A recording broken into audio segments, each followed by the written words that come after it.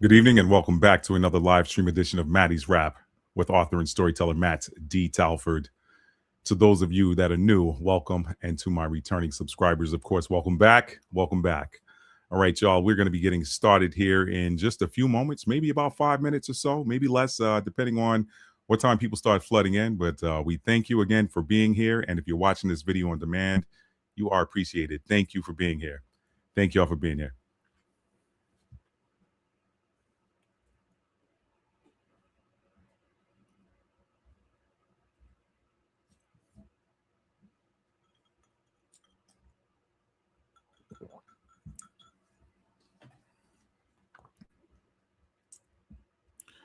Thank you all for being here this evening. Again, you're watching Maddie's Rap with author and storyteller Matt D. Talford, and we're going to be getting started live with this exciting subject matter. What's up there, Bernadette? Thank you for joining. Thank you for joining. Good evening. Thank you for being here. Lady Dagger Status, thank you for being here. She said, I may be asleep before this ends. LOL. We don't know. We'll see. A tight look. I felt it. I know exactly how you feel. I was there today. I was there. I definitely took a nap before I came live here tonight. So I made sure I carved out some space and I was like, all right, I got to take a nap tonight before we get started. So listen, it's hitting everybody. And we may be talking about that tonight. We may even touch on that tonight because I'm going to have a homework assignment for y'all. What's up, Michelle? Thank you for being here. Thank you for being here. Hey, y'all do me a favor. I know y'all know the drill, but I need y'all to tap that like button for me so more people are, this notification goes out to more people. So thank y'all for being here. Let me get some music started while we wait for some people to join. And again, you're watching Maddie's Rap with author and storyteller Matt D. Talford. And I got one for you. I got a different song for y'all tonight. This is a little bit of a throwback gospel song that I used to listen to when I was in the Army. So hopefully y'all will appreciate this. But this song, if you sing it the right way, is a manifestation song. So I'm going to show y'all how to swap the words out and turn this song into a manifestation.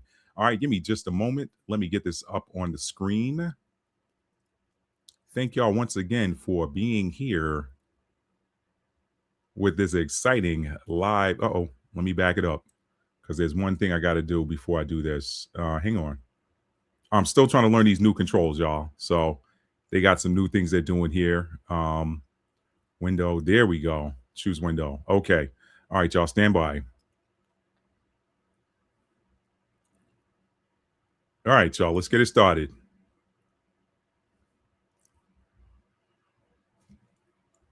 Here we go. Flowing by the Truthettes. Old school. Here we go. I think y'all gonna like this. Pretty upbeat. Here we go.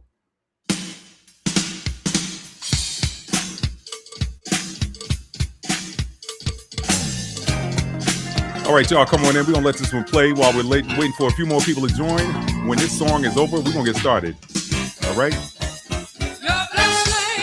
This song says flowing, all right? I'll tell y'all what to do with this song in just a minute.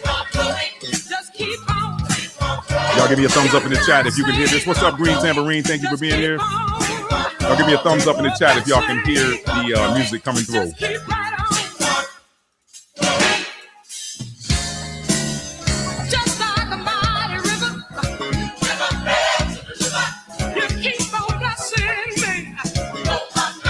Y'all come on in, come on in. Tap the like button as you're coming in. Somebody give me a thumbs up in the chat and let me know if the music is coming through the feed.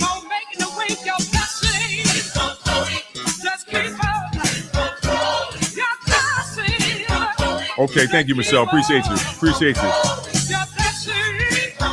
right, I ain't gonna wait till the end of the song. Here's what I want y'all to do. I want y'all to swap out the word your blessings for my blessings. All right? If y'all ever play this song, take that your blessings and turn it into my blessings keep on flowing. And watch how it shifts your energy. I promise you. I did that for the first time ever. I've been hearing this song since the 1990s. But today's the first day that I've ever said my blessings keep on flowing. And it totally shifts your energy. It totally shifts your energy. So y'all do that, all right? We're going to be getting started in just a minute.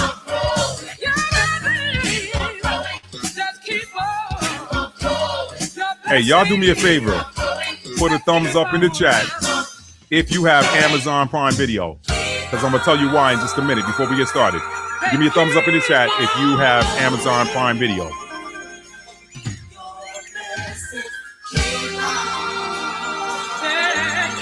Thank y'all for being here, by the way, on this Wednesday evening, June 24th, 2026. Yo, this is a nasty drum roll in this part of the song right here. Okay, you got Amazon Prime Video, good. Okay, Bernadette, I got a project for y'all. I got some homework for y'all coming up. Y'all gonna like this one. Thank y'all for being here.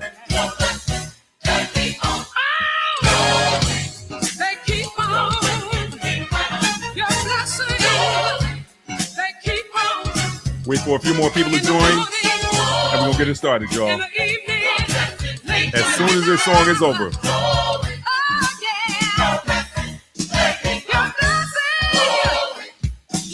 This is usually a morning song for me. I like to listen to this one after I get up, after sunrise, whatever I'm doing in the AM. Just I like surprises. Okay, good, good.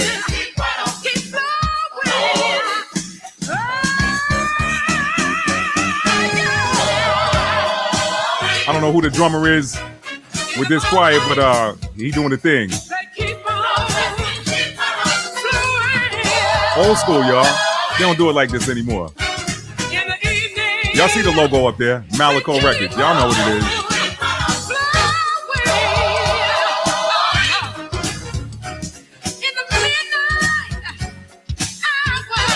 Okay, y'all. What's going on down? What's going on down? We getting ready? Y'all gonna be excited about this one tonight.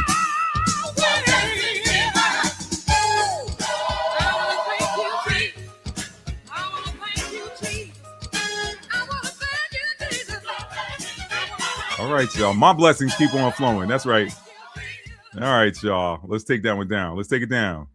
All right, here we go. Let's close this window. We stop sharing, and we're going to get started with this party. Okay.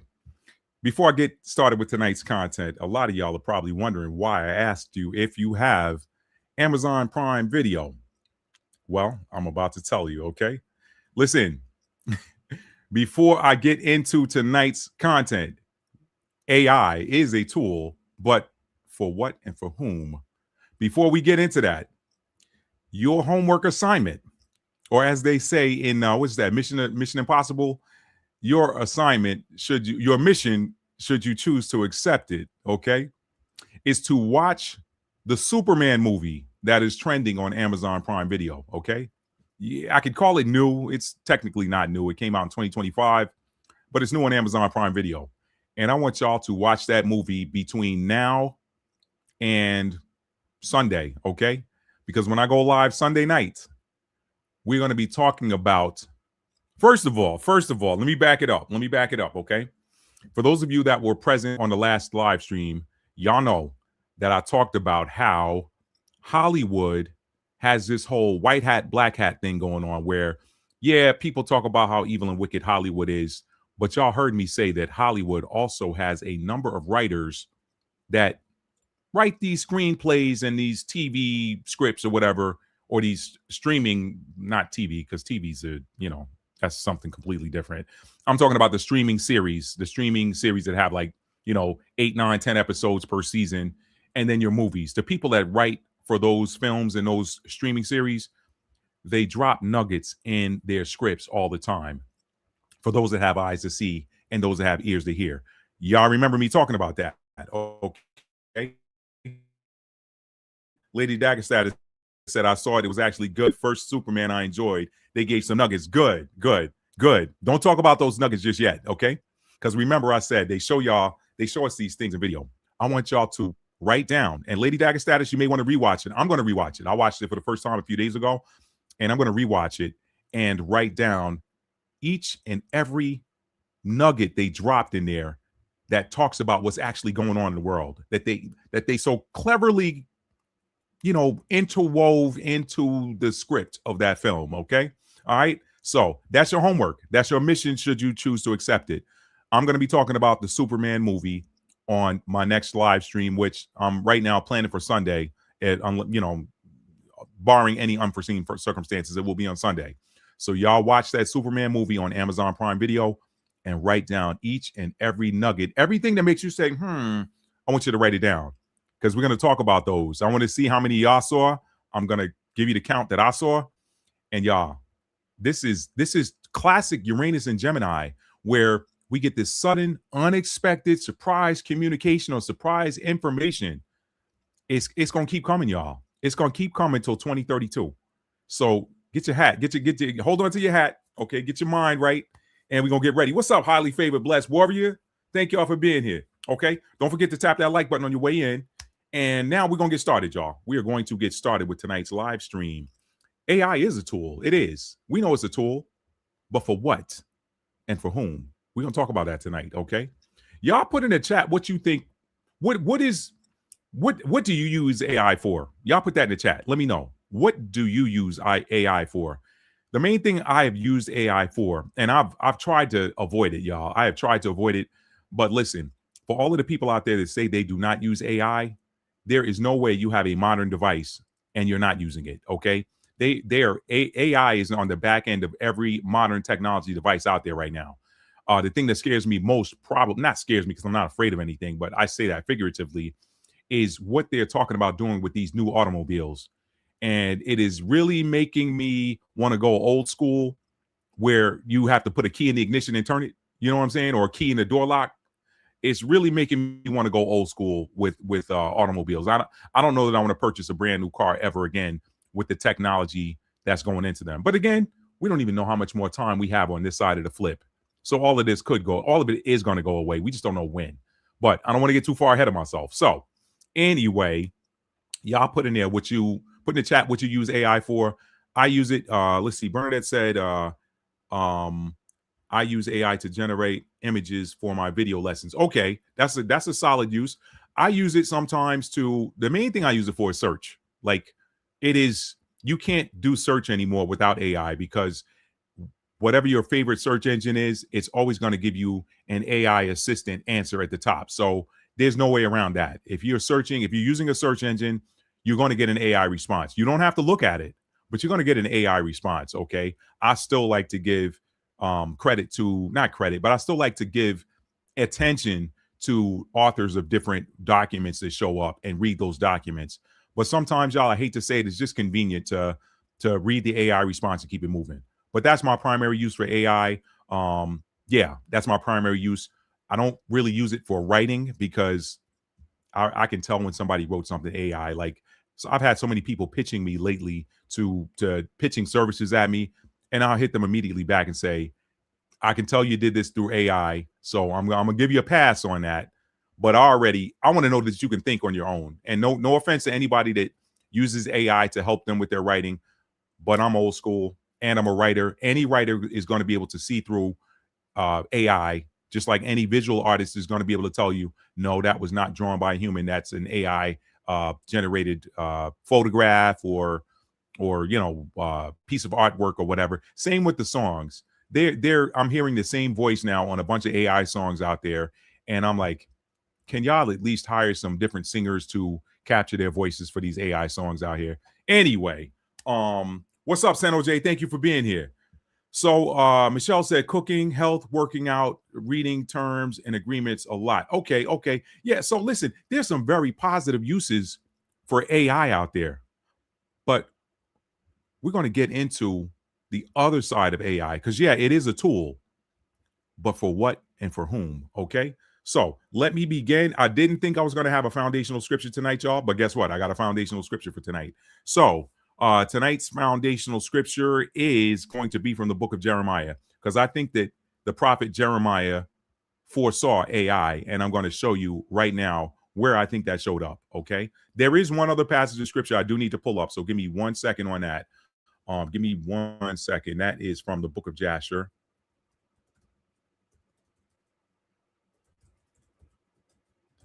I meant to do this earlier and I realized I don't have it in here. So let's see. Give me a sec here. Yeah, chapter 9. That's what I was looking for. Okay. Yeah, chapter 9. Okay. All right. So yeah, I'll go with that. That's what I want. I may be using my readers tonight, y'all, because I just woke up from a nap about almost an hour ago. So anyway, Lady Dagstatus said, I heard about the vehicles and I do not want it. Told the family we will not get cars past 2026 till we see what's up. Yeah, they're doing too much. If you got AI watching you saying, "Oh, you're getting sleepy, we're gonna shut your car down. Pull over." Huh? Y'all doing too much. RoboCop out here now. So, all right, y'all. Let's get into this. So, foundational scripture, Jeremiah. Let's go there. Let me open it up. Jeremiah. Y'all have heard me read this one before, but I'm gonna show it to you again, and you're gonna see why I feel like this was the prophet Jeremiah foreseeing AI. Okay, let me share this to the screen. Thank y'all for being here tonight. And if you're just coming in, y'all, please tap that like button. It's going to let more people know that we're live and broadcasting.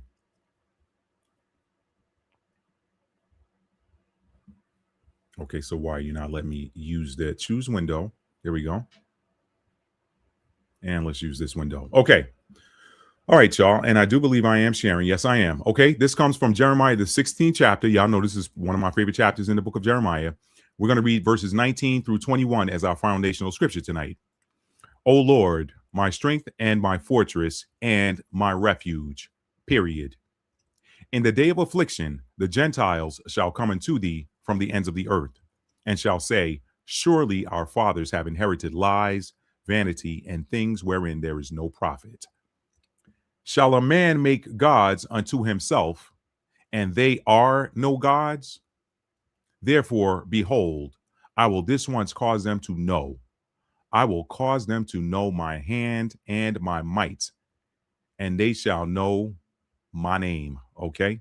Y'all know how I feel about that. Is the Lord, or the Lord thy God. That's not a name. So the meat is right in the middle in verse 20. The meat's always in the middle, right? Sometimes they do those open face sandwiches, but when you two pieces of bread, the meat's in the middle. Anyway, so okay, that was corny. I know. Y'all give me y'all can put an X in the chat if that was corny. Y'all put an X in there. Strike. I know that was a strike. It is what it is. Okay. Shall a man, verse 20, shall a man make gods unto himself, and they are no gods? I think that was a foresight of artificial intelligence, because a man has made a god unto himself, and yet that thing that he made is not a god. Now, we could probably deduce that because of these false gods that man created, artificial intelligence, because of the ramifications of it and the things that happen as a result of it, perhaps that is what triggers verse 21. Therefore, behold, I will this once cause them to know. When he says this once, he ain't gonna have to do it again. I will cause them to know my hand and my might. I believe, y'all,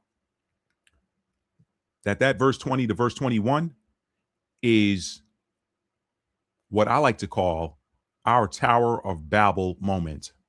Every so many thousands of years, there's a reset. Okay, the scientists say it. Okay, the futurists all say it. The astrologers even know it. Okay, every so many thousands of years, there's a reset, and I think that reset happens when man gets beside himself and decides that he wants to play God. Okay, so y'all are going to see in tonight's video why I think that passage of scripture is relevant. Okay, so here we go.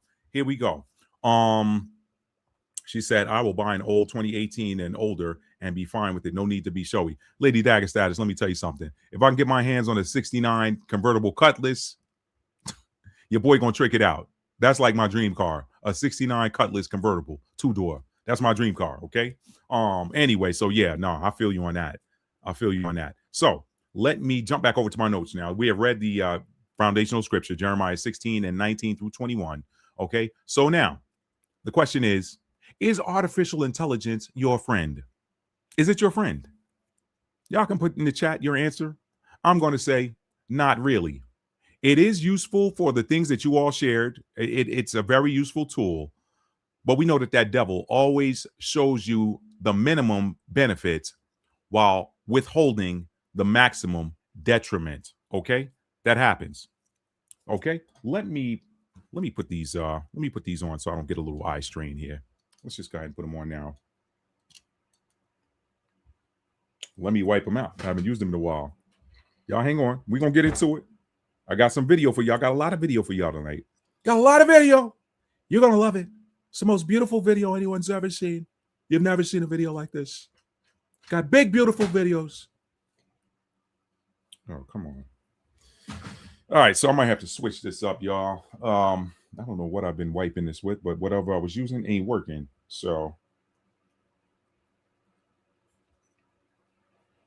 all right, y'all. Let's get this party started. That's better. Let's get this show on the road. All right. So now, yeah, that's much better. Let's get this show on the road. Yeah, that devil always shows you the minimum benefit while withholding the maximum detriment. So, unlike truth, no lie is strong enough to stand on its own. The truth can stand on its own. The lie, nah, not so much. Not so much. A lie needs more lies to serve as the foundation for the original. This is why people that you know are liars, when you catch them in one lie, they start lying again. They never own up to it. They're like, nah. See, the voice changes, voice gets higher pitched. Nah. You see what happened? Nah. That ain't what it was. That ain't what it was. They start singing a song. That ain't what it was. They start singing a song, right? So every lie needs more lies to serve as a foundation for the original. But the truth always stands on its own. It always stands on its own. So what do we know about lies? What do we know about liars? In order to make that lie palatable, in order to walk it across the board, as we say in spades, for you to walk that lie across the board, you got to season it with just enough truth to cover the lie or to hide it. Now, I'm gonna give you an example of what that looks like. When you consider all the terrible snack food on the shelves of supermarkets and convenience stores, consider it. Ask yourself this: if they didn't put MSG, aka maltodextrin, aka autolyzed yeast extract, aka torula yeast, etc., in the seasoning, how bland would those chips, how bland would those snack foods taste? How bland would they taste? They taste very bland or plain, and you probably wouldn't buy as much of it nor eat as much. Okay. And if they're plain potato chips, just potatoes and salt, you wouldn't sit there and eat a whole bag of them while you're watching your favorite TV show or movie. Okay. You wouldn't sit there and eat a whole bag of them. In fact, you wouldn't eat them nearly as fast as you do a bag of barbecue potato chips or sour cream and onion or whatever your favorite flavor is. So they got to put all that fake artificial flavoring to get you to eat it and keep buying it. Okay.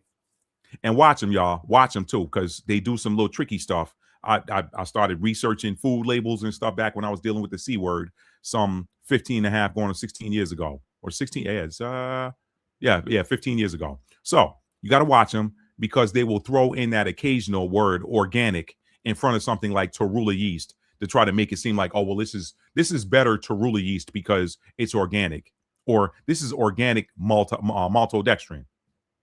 Why not just label it organic artificial flavoring, right? Anyway, let me get off that soapbox. Let me get off that. So I asked the question, is artificial intelligence your friend? My answer, F no. F no. I'm going to try to keep it clean tonight. I ain't mad. I ain't hyped. So I'm going to say F no. AI is a tool being used by the same low vibrational, dark side playing for minions who gave us a fake worldwide condition, y'all know what I'm talking about, in order to push a nanoscopic solution, liquid, a nanoscopic solution somewhere into your body. Watch Superman on Amazon Prime Video and come back here on Sunday night. Okay? Watch Superman and come back here on Sunday night. Anyway, let me put this together. Okay? We're going to take it back. We could take it back to 2019 going into 2020. A tech guy, not a medical guy, a tech guy, not a medical researcher, a tech guy a tech billionaire was at the forefront of the whack scenery. Whack scenery. Y'all know I don't want to put a V in front of that and trigger nothing. A tech guy was at the front. A billionaire tech guy was at the forefront of the whack scenery, which was the solution that they sprung on the world after the problem that they sprung on the world. Okay. A tech guy, a tech billionaire guy, bought up millions of acres of American farmland. Okay. What's he producing with it? What's he doing with it? A billionaire tech guy has been very vocal about the need to block out the sun. Okay? Now, tech guys, billionaire tech guys, are sucking up fresh water like a gazillion dry sponges. That's what's happening in the world. Pardon me. Hope y'all didn't hear that. Let me show y'all some video. Let me show y'all some video. Let's get in it. Let's get in it. Let me show y'all some video, fam. Here we go. How do I want to do this? Do I want to do it like this? Let's try it.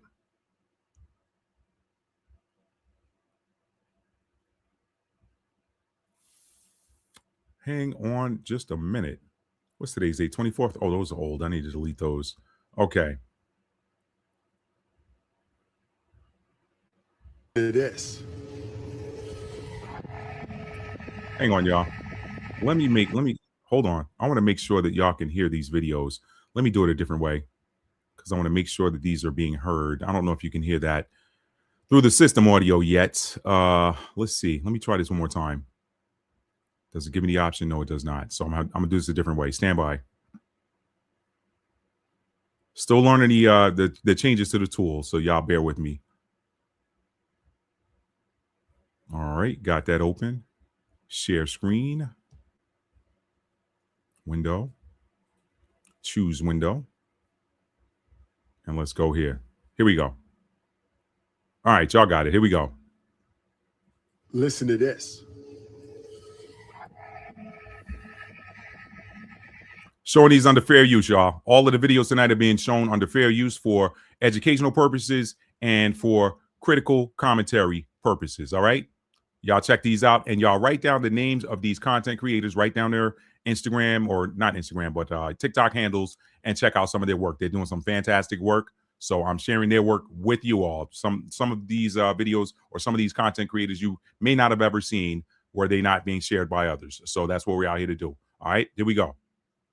People don't know this, but just 3 ChatGPT responses can consume an entire bottle of water. While we were distracted with other things, there's a danger that nobody's talking about. But it's going to hit harder than anything this decade. The world could run out of water. It's actually called Day Zero. Now, Day Zero is a moment when the water supply gets so low that governments have to shut off access to regular tap water. Remember, we're in the biggest tech transformation in history, and tech needs water. AI and data centers need water. Now, this is a serious threat, but it could be a huge opportunity. There's a reason why people like Bill Gates, Richard Branson, and other billionaires are investing in water. Now, here's 5 ways to invest in water. You have water ETFs, PHOFIW, both give you exposure to the entire ecosystem. Number 2, you got water utilities, AWK, WTRG, both predictable, essential demand. Then you have infrastructure, filtration, desalination, pipelines. These are the pick and shovels of the water ecosystem. You have water tech, companies that are solving purification and recycling. Now, by the time everybody figures this out, it's going to be too late. Follow me for more on the future of money, resources, and how to position your... Now, why did I share that video, y'all? Let me just say it plain.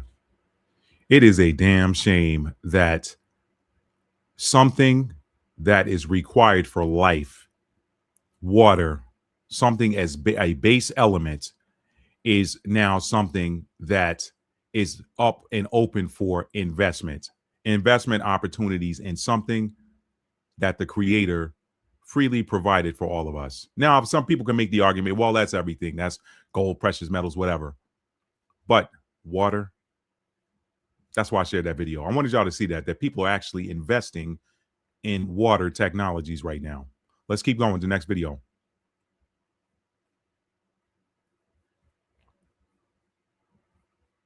It gets better. It gets better.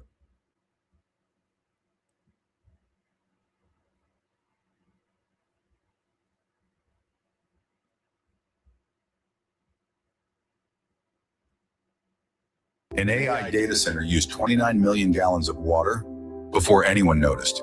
People were being told to conserve water. Meanwhile, something was quietly draining millions behind the scenes. Not for a city, not for agriculture, for machines, because the systems powering AI don't just run on code. They run on electricity, land, and water, real-world resources. And here's where it gets uncomfortable.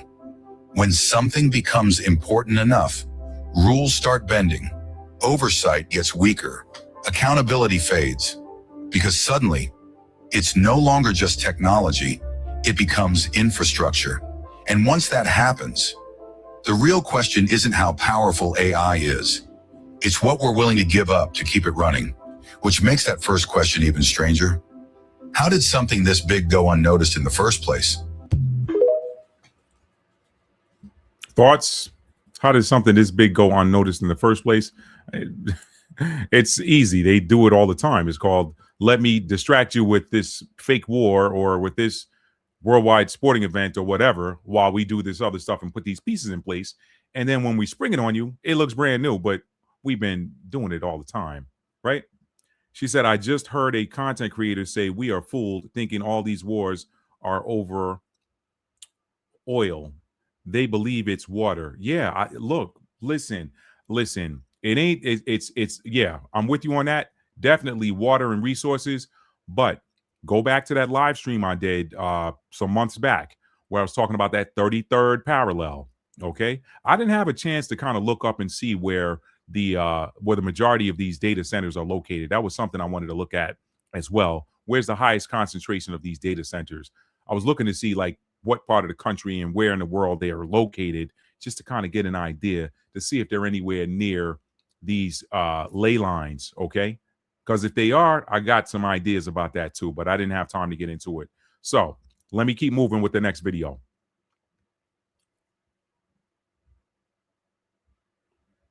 Let's see. All right. Did I show that one? I don't think I did. I did not.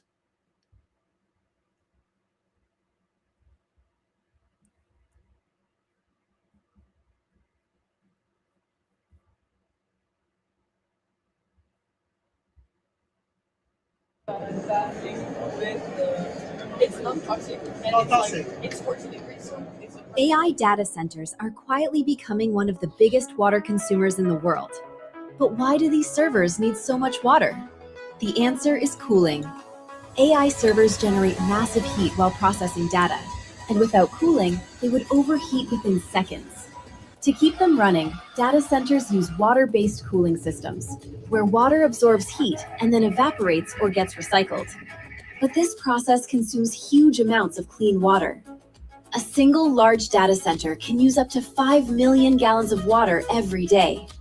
Even a typical facility uses around 300,000 gallons daily.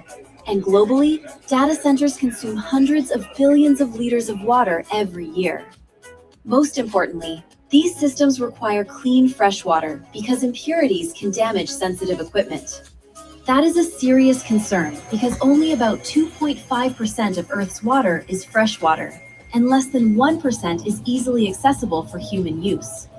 AI data centers also consume water indirectly through electricity production, where power plants use water for cooling. In fact, for every unit of energy, data centers can evaporate up to 1 to 9 liters of water. As AI continues to grow, experts warn that water demand could increase sharply, putting pressure on already stressed regions. This means the future of AI is not just about technology, but also about managing one of the world's most limited resources, water.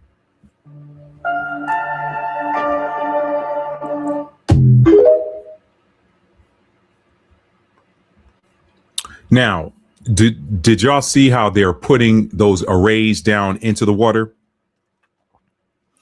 Give me a thumbs up in the chat if you have heard or understood the concept that water is programmable. Remember, I've told y'all on a number of occasions, speak to your water. Okay, so the screen froze there a minute. I just wanted to give it a chance to catch up. Do y'all remember when I would, I've said in a few videos that water is programmable. You can speak to your water and give it an assignment. You can speak a manifestation into your water and then drink it, okay? You can speak a manifestation into your bath water and then get into it. Water is programmable. How many of you have seen the videos or the reels on different social media platforms where people have placed a photograph over the top of a glass of water and left it there for like 30 minutes, or not over glass, but a bowl or something like that, left that photograph over that plastic bowl of water for like 30 minutes, and then put it into the freezer. And then when they pull it out, the ice has the image of whatever was on that photograph into the ice. Y'all have seen that. So it makes you wonder when you see them putting these data arrays into water. Are they programming the water? Makes you wonder. Makes you wonder. What's up, Dr. White? Thank you for being here. Makes you wonder. Let's go to the next video. That was number 3. Let's go to number 4. Here we go.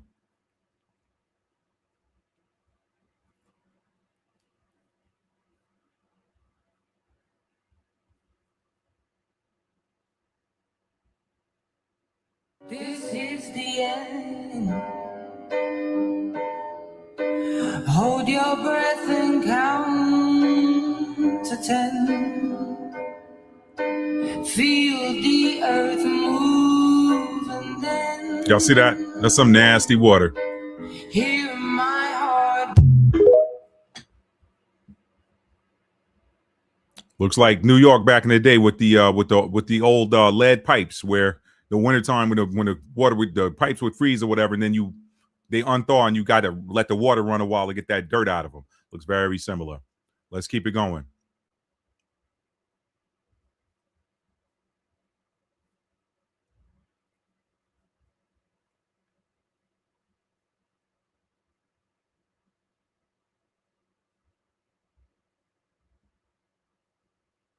Why is AI using the same water that we drink? The AI companies keep talking about the future, but why do they need all of our damn water to survive?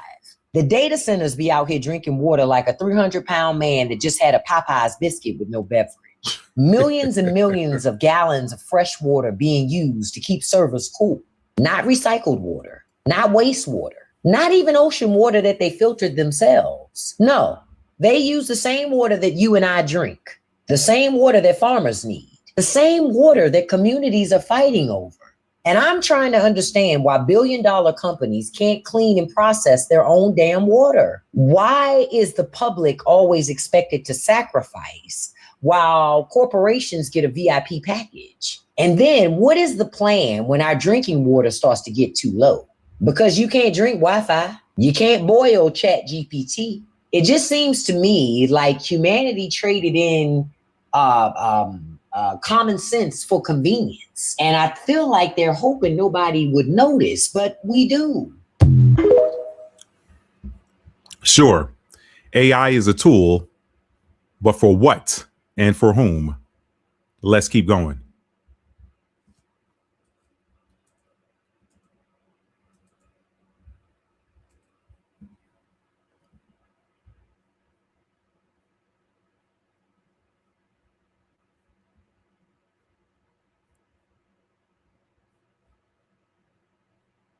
Do you know how much water AI centers take up? Oh, yeah. There's actually a state, county right now in Texas that because of that data center, people are being told to limit their water consumption. Yep. So when is it going to become more real for us to understand how dangerous it is to continuously have AI take over in the magnitude in which it has? And I always tell people, refer to the Declaration of Independence. It says that the governed, right? We the governed, the government exists because of us. So if we ever feel like the government is abusing us, then we have a right to overthrow the government and start our own over again. Yeah. So I'm telling people, when is enough going to be enough? Right. When are we going to refer to our constitutional rights and actively act on that? Because at this point, it's going to be, oh yeah, China's doing this. Tomorrow, it's your job. Tomorrow, it's you. Hey, Raquel, you can't drink water as much as you've been drinking water. Hey, Shirley, you can't take as many baths as you can take. Hey, you know what I mean? Yeah. It's going to continuously affect each and every one of us. So when are we going to wake up and do something about it?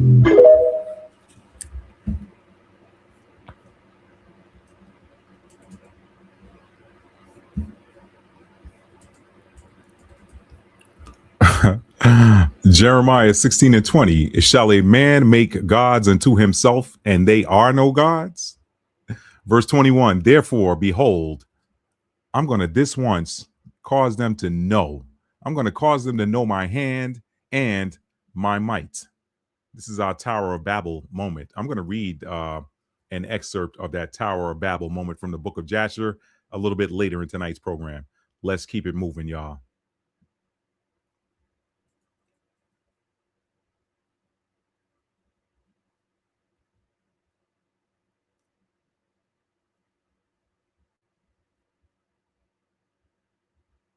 Remember when the conversation about AI and water was mostly about how private data centers extract from public drinking water systems? Well, as it turns out, the AI industry is not just using our water, it is actively polluting it. Take a look at this. This is the current drinking water in Morgan County, Georgia, right after a data center was constructed. The metadata center was constructed. The only difference between the clean water and this was that data center.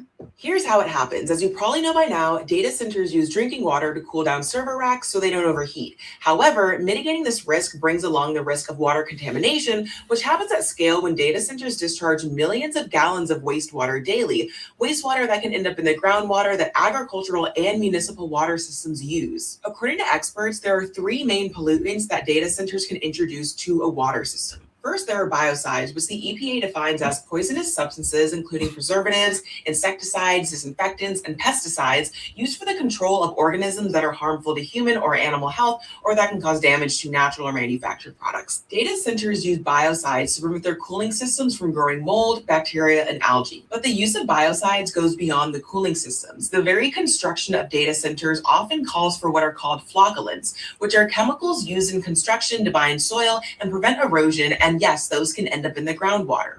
Category 2 of pollutants are corrosion inhibitors, which, as they sound, prevent the cooling systems themselves from wearing away from constant exposure to water. And lastly, there are heavy metals, the same kind of pollutant that the majority Black working community of Flint, Michigan has infamously been subjected to for over a decade. Heavy metals here refers to things like lead and copper zinc, which can enter the water when metal parts degrade. And that's exactly what happened in Flint, which was getting water from unsafe lead pipes. The biocides, corrosion inhibitors, and heavy metals used in these cooling systems may save equipment, but they can harm humans. If we look back at Flint, we see that the lead poisoning they faced resulted in a slew of community health problems. And that's just the damage that one kind of heavy metal can do. Corrosion inhibitors and biocides make up dozens of different chemicals that, when not properly regulated, are known to have adverse, life-threatening effects on human and animal life. And the worst part is the capitalist tech oligarchs behind this whole thing, Meta, OpenAI, Google, Microsoft, X, Amazon, they're pretty convinced that they're going to get away with these harms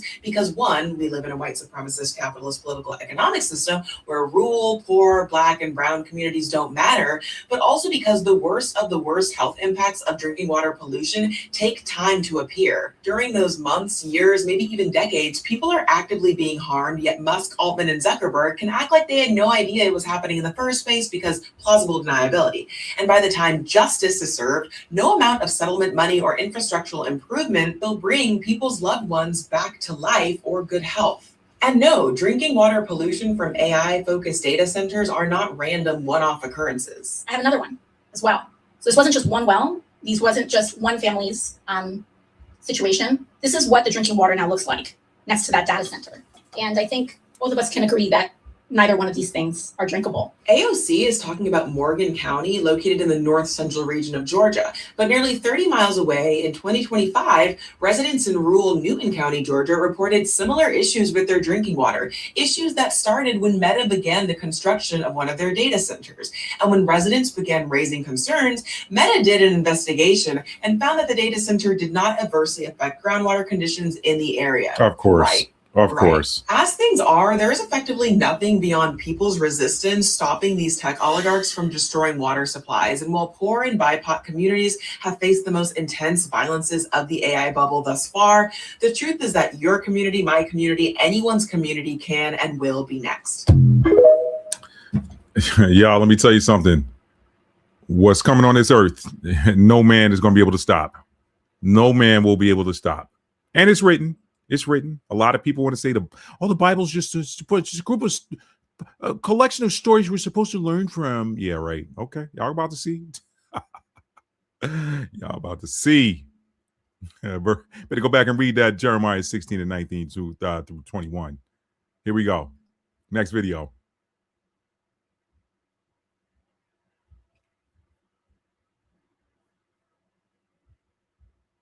So it seems like AI data centers are a threat to our water usage.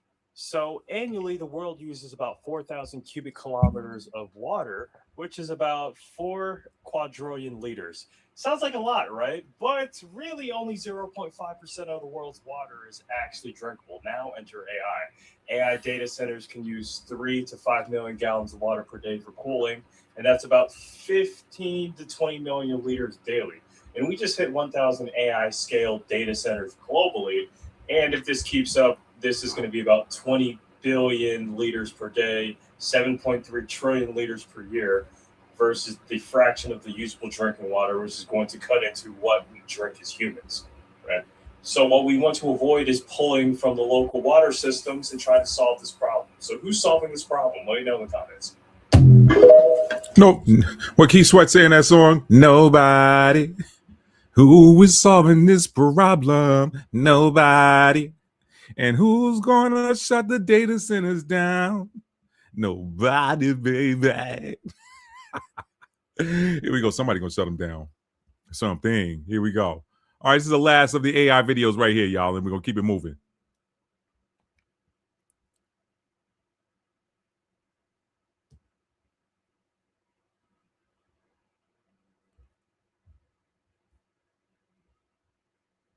I can't wrap my head around why AI data centers require fresh water. Why not? Oh, pick me. I know. Okay, so they do reuse water, right? But once the water is so dirty, it can't run through these machines because it'll clog the machines. That's why they need fresh water. And the reason they're using so much is because these data centers get so hot that it's actually evaporating a lot of the water. So that's why they can't reuse water, and that's why they have to use fresh water. Although, go look into China and their data centers, they are using like windmills and not using water. So there is a better way to do it than the way we're doing it. But that's kind of the gist of why they need clean water and so much. Why did the dog bark when she said there is a better way to do it than the way we're doing it? Was the dog agreeing with her, or was the dog saying nobody? All right, y'all. Let's keep this party moving. Let's keep it going. So now, y'all saw the videos. I'm gonna ask y'all. Can y'all now see the game? Can y'all see the game? Y'all put it in the chat. Let me know. Let me know. I mean, y'all can't see the game yet? Y'all can't see the game yet? Put it in the chat. Let me know. Because if y'all can't see the game yet, I got the kicker for you right here. Let's do it. I ain't gonna wait for y'all to answer. Yeah, what she say? The Almighty was confirmation. That's right. Let me show y'all the game now, because this takes us back to my last live stream where they asked the Messiah, why do you speak to them in parables? Well, because they having eyes, do not see, and them having ears, they do not hear. I don't want them to see it. I don't want them to hear it. This is only for y'all. All right. I'm not going to reread that passage of scripture. Y'all can go back and watch my last live stream. Just pull up my live tab. I don't even remember what the video was titled. I'll get to that later. Anyway, maybe I'll put a link in the description box. In fact, I will.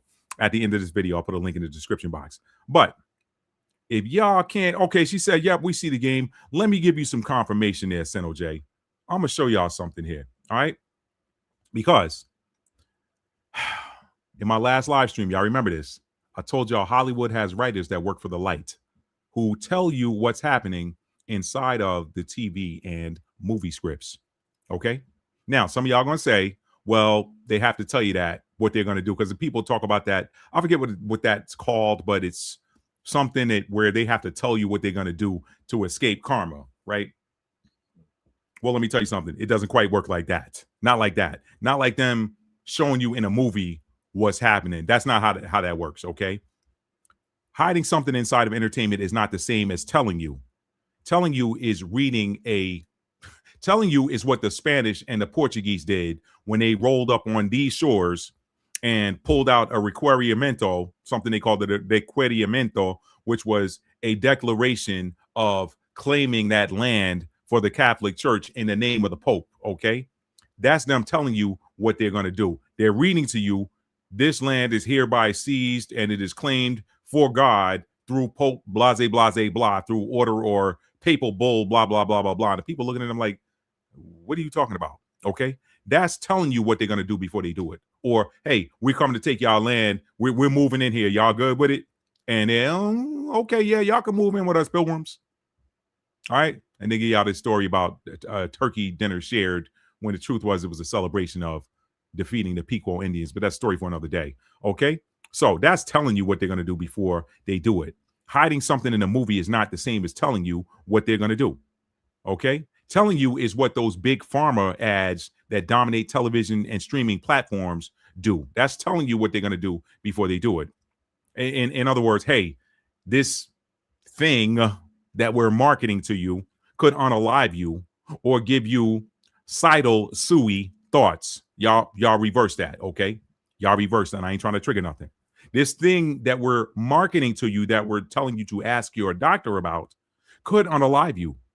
It could also give you sidle suey thoughts, or it could make you very sick. It could give you some horrible side effects. But if it doesn't do any of those things, it just might make you feel a little bit better than you'll feel without it. That is them telling you what they're going to do before they do it. It's not hiding it into or hiding something in a movie script. All right. So now that we got that aside, for all the people that want to come in and say, well, they put the stuff in movie scripts because they got to tell you, no, they don't. That's not how they do it. I gave you 3 examples. Now back to my point. For those of you that saw my last live stream and still don't see the end game with AI and why I called it a tool in the title, let me give you the thesis. AI, I'm going to say it. I'm going to drop this one like it's hot. AI is a depop tool. Depop. Ulation. I had to slow that down. That's what I mean when I say depop. Okay? You got population and then you got Depop. I'm not talking about K-pop, okay? I'm not talking about Korean pop music. You got population and the antithesis of population, which is Depop. I'm not going to finish saying that, okay? Y'all know why. Fill in the blank. That's what AI is a tool for. It is a Depop tool. Y'all saw what it does, okay? Y'all saw all of this stuff that it's doing. It is also the latest tool that reincarnated sons and daughters of the ancient wicked ones are using to try and make war with the creator. That's what they do. Every so many thousand, probably about every 6,000 years, they get high and mighty and say, okay, we got the tools now. We can take him down. We got the tools, okay? All right? Let me show y'all what I mean by that. Let me show y'all what I mean by that. Let me show y'all what I mean. Let me share this real quick.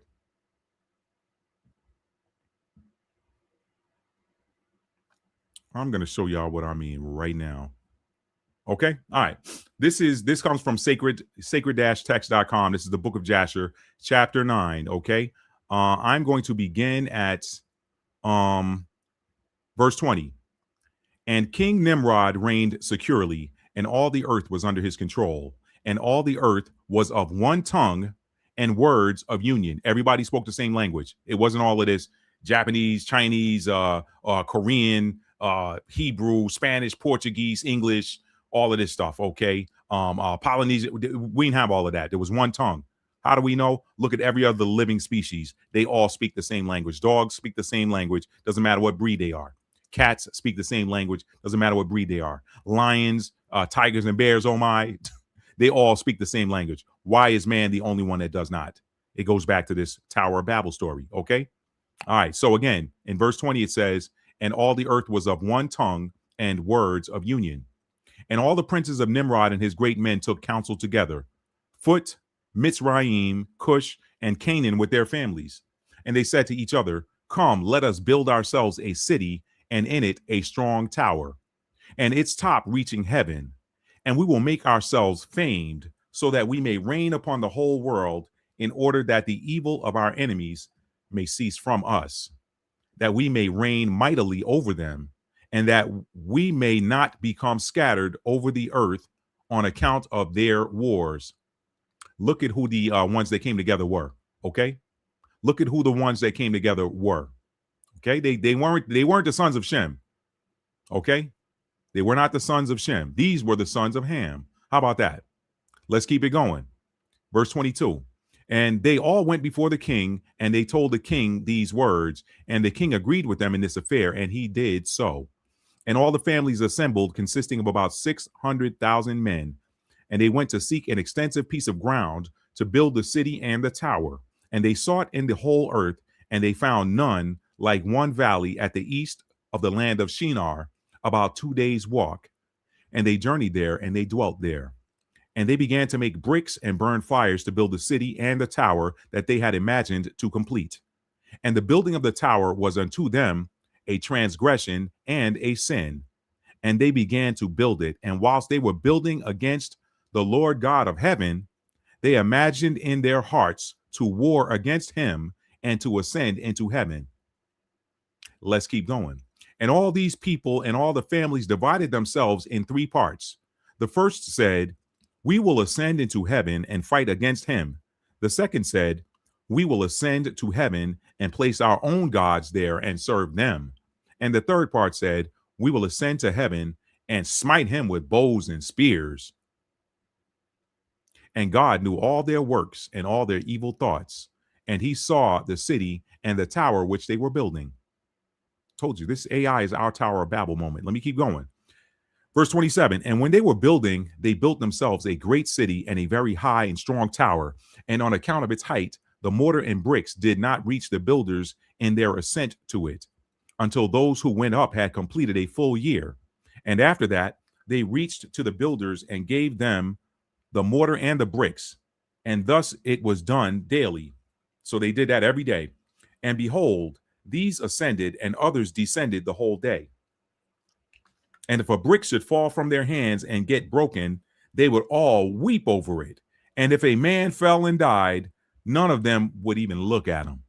And the Lord knew their thoughts, and it came to pass, when they were building, they cast the arrows toward the heavens, and all the arrows fell upon them, filled with blood. And when they saw them, they said to each other, surely we have slain all those that are in heaven. Fools! Verse 30.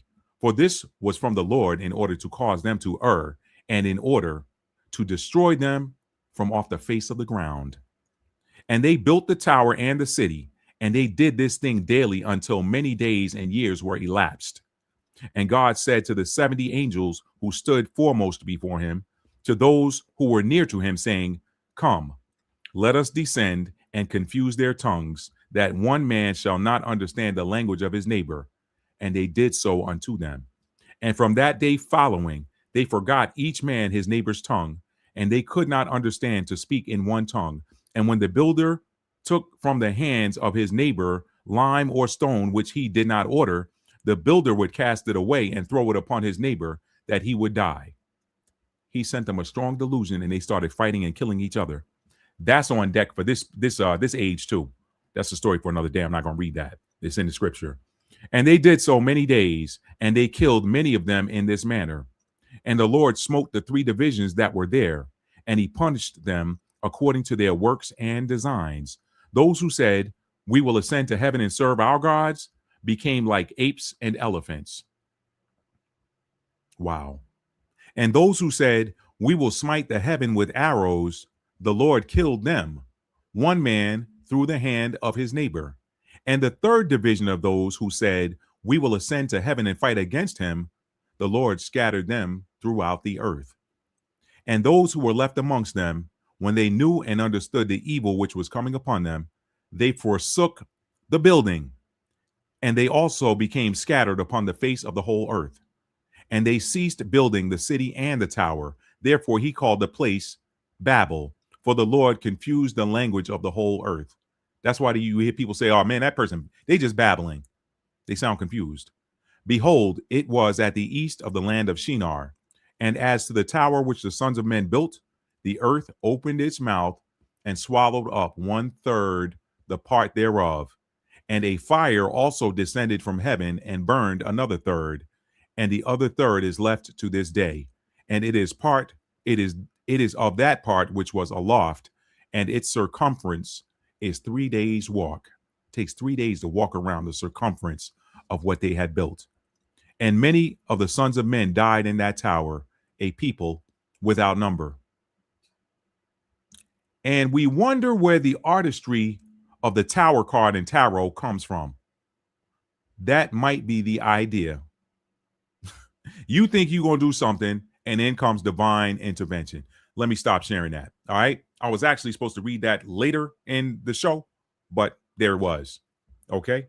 So that's for all y'all ops out there that think that y'all needed to be reminded of what happened to y'all's daddies, because y'all about to get the same thing with this AI. But let me keep going. Okay. So Depop. It's a Depop tool. It is also the latest tool that reincarnated sons and daughters of the ancient wicked ones are using to try and make war with the creator. Let's review really quick, and then I'll show you a video, okay? Number one, the fake clouds that you see coming out of the back of planes are designed for what? Somebody put that in the chat. The fake clouds that we see coming out of the back of airplanes are designed for what? Somebody put that in the chat. Lady Daggett. Meanwhile, I'll read the comments. Sino J said, thank you. They will not avoid the karma coming from them. That's right. That's right. Somebody put in the chat what them fake clouds are about. Lady Daggett said, I was thinking it's called lesser magic, but it may not be. Green Tambourine said they're doing too much. I love that emoji. The fake clouds, y'all. The fake clouds. Okay. For time's sake, I'm just going to jump ahead and say it, but y'all put it in the chat. Chemtrails, yeah. But what are they for? What are they for? Weather manipulation and health issues. That's part of it. That's part of it. But what I was looking for was they spray them to block out the sunlight. Okay. They spray them to block out the sunlight. That's the answer I was looking for. The sun is which element, y'all? Fire. Fire. For time's sake, because I know there's about a 30-second delay between me talking and y'all responding or y'all getting it. So I'm just going to just answer it. Okay.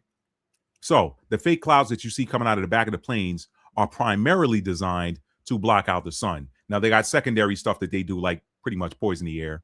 You know, you get it, you breathe it in, you get sick, all of that other stuff, right? But they block out the sun. The sun is which element? It is fire. Fire. The fire nature of the universal I am presence is the sun. Okay? It is the fire element. Next, you got glyphosate and these forever chemicals that they are using in agriculture, including the production of fake meat, okay? Among other artificial things, right? Because we know the enemy cannot do anything natural, because natural, if it's natural, it's from God. Anything unnatural is pretty much from the so-called devil, aka the wicked one, okay? Or the dark one. Anyway, all of those things that they put into the earth that cause damage to food production and the earth's natural microbiome and the natural ecosystem are attacks on which element? Earth. Okay. So you're attacking the divine feminine, the divine masculine element of fire. Then you turn around and you attack the divine feminine element of earth. Okay. I call these divine because they come from the divine. Divine masculine, fire. Divine feminine, earth. So they're attacking the earth with all of these unnatural things. Next, the unnatural mega gross depletion of fresh water that we're seeing with AI right now, along with dumping plastic, toxic wastes, and oil spills into the oceans, is an attack on which element? The divine feminine element, water. Water. Okay? These are attacks on the element. They spin it like it is necessary with blocking out the sun. Well, the Earth's overheating, and we've got to do something about climate change because the Earth's overheating. So my foundation we're doing a lot of great things with science right now to try to block out some of that sunlight. Who gives you the authority to block? I want to see it. Tell you what, spray it over your house. Spray it over your house and then block out the sun over your house. Don't mess with mine. I want to see the sun, okay? So they spin that like it's beneficial. The stuff that happens in the earth, well, these are byproducts of agricultural. No, you are attacking the earth element. You're attacking the fire element when you're blocking out the sun. Water, you're attacking the water element by sucking it all up and dumping toxic stuff into it, toxic waste, oil spills, so that it can't be used for agriculture. It is not safe for human consumption. That is not an attack. It's an attack on humankind, but primarily it's an attack on the element, okay? The divine feminine element of water. Finally, air pollution. Some of y'all mentioned the stuff coming out of planes are air pollutants. They are, okay? Any air pollution that makes air unsafe for non-marine life, that's humans or animals that walk on top of it on the surface of the earth, any air pollution that makes air unsafe for non-marine life to breathe is an attack on which element? Air, okay? So they have this war going on against the Most High. We saw it with the Tower of Babel story in the 9th chapter of the book of Jasher. Okay, so you attack the earth, you attack the sun, you attack water, you attack the air. You're attacking fire, air, water, and earth. These are elements, okay? But here's where these fools show their folly. They have zero ability to attack the 5th element. What's the 5th element? Ether. Ether is the element that binds, supports, and replenishes all of the other 4 elements.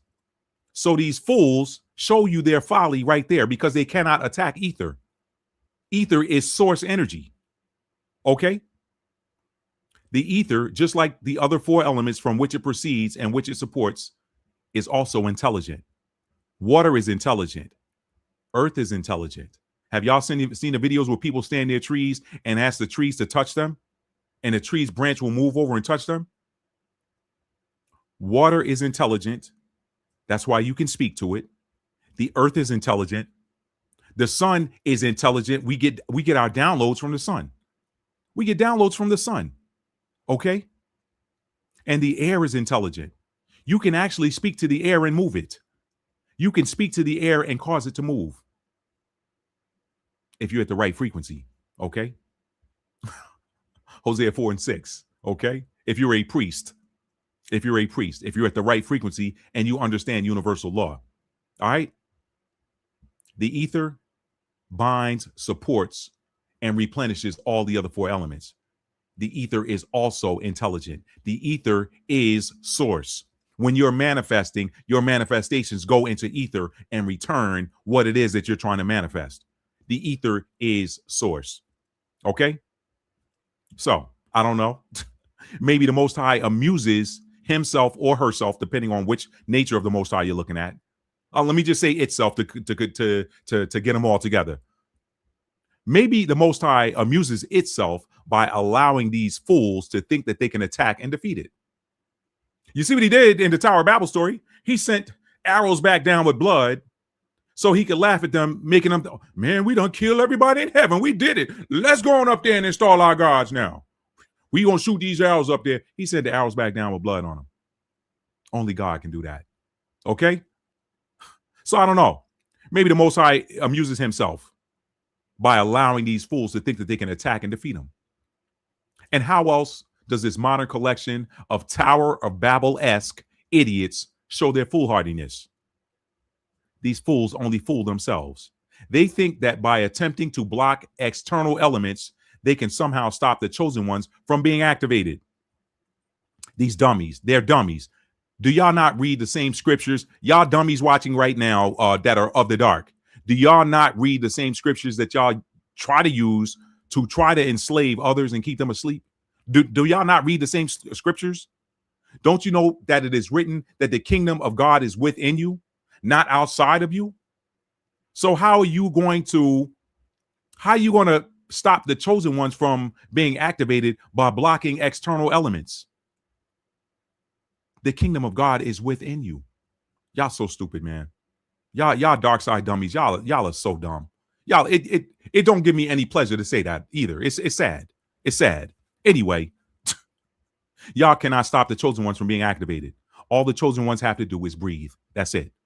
All they have to do to get a download is walk down the street and chew some bubble gum and fart. They still won't get a download, okay? All they have to do is close their eyes and meditate or go to sleep.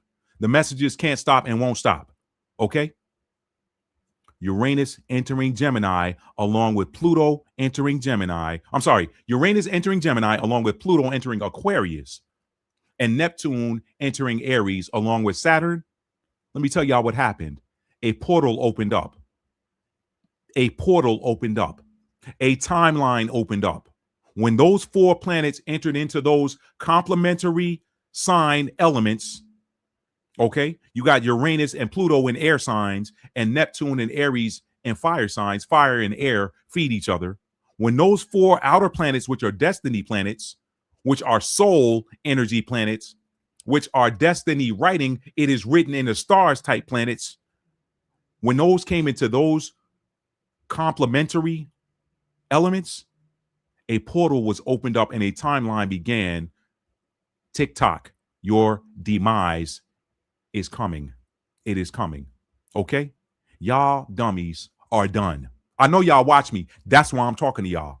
Y'all dark side dummies, y'all DDs are done.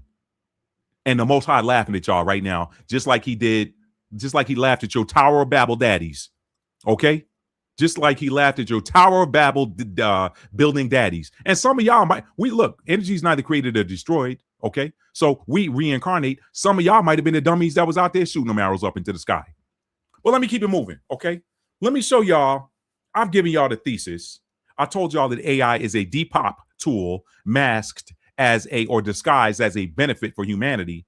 Now let me show you that clever Hollywood. Let me show you how clever Hollywood writers showed us what we're seeing today back in the 1980s. Y'all ain't ready for this. Y'all ain't ready for this, okay? Y'all ain't ready for this, but I'm getting ready to show it to you. Y'all ain't ready for this, okay? Y'all are not ready for this. Let me show y'all this video.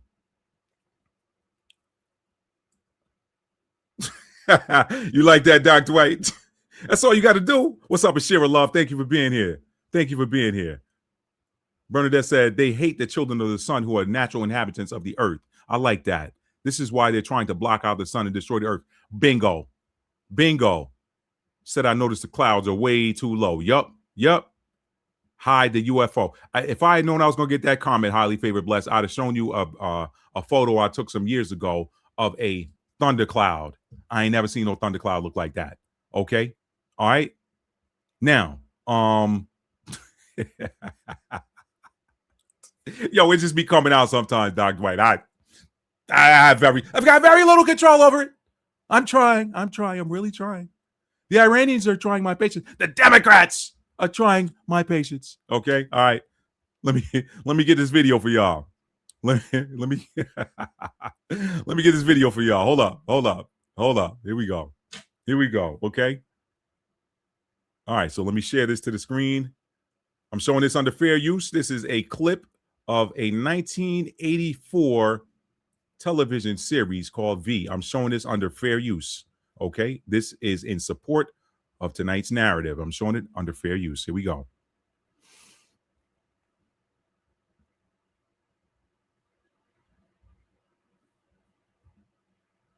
Y'all ain't ready for this. Here we go.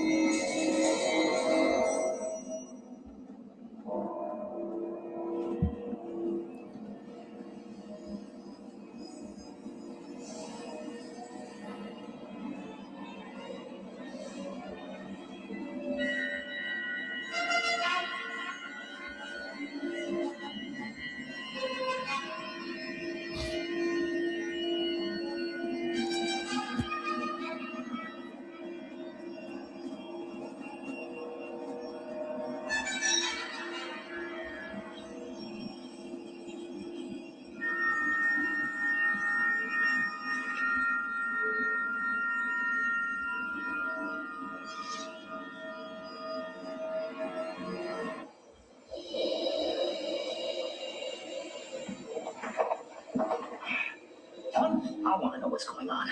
Those tanks down in the hold. In there? Yeah. They're full of water. Where's the chemical you guys are making? There's no chemical. Then what the hell? Oh my God. That chemical's just a smoke screen, isn't it? That isn't what you want at all. You're right. You're here to take the water. It's the rarest, most valuable commodity you can imagine. Unlike most planets, ours included, Earth is blessed with an abundance of it. We need it, Mike, for our sustenance, for the power fusion generators, and the leader's weapons. We could have shared it. Some of us proposed that. But our leader wants it all. Other ships like this one are already on their way. The plan will take a generation, but he'll have his way, and the Earth will become a desert, and humanity will die. The plan will take a generation, but he will have his way. This series dropped 4 decades ago. Let me keep going. Back it up just a little bit. He said the plan will take a generation, but he'll have his way. Other ships like this one are already on their way. The plan will take a generation, but he'll have his way, and the Earth will become a desert, and humanity will die. There won't be any people left by then.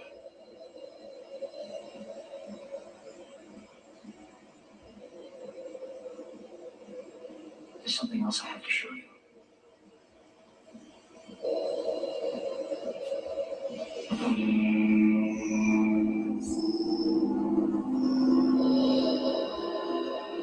What is this? They're your people.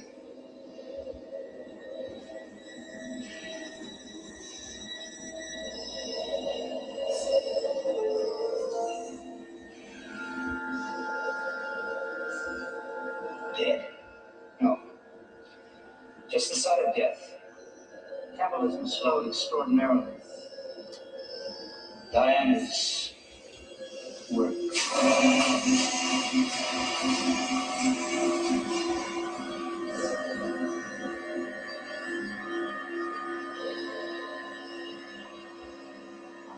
The people disappeared.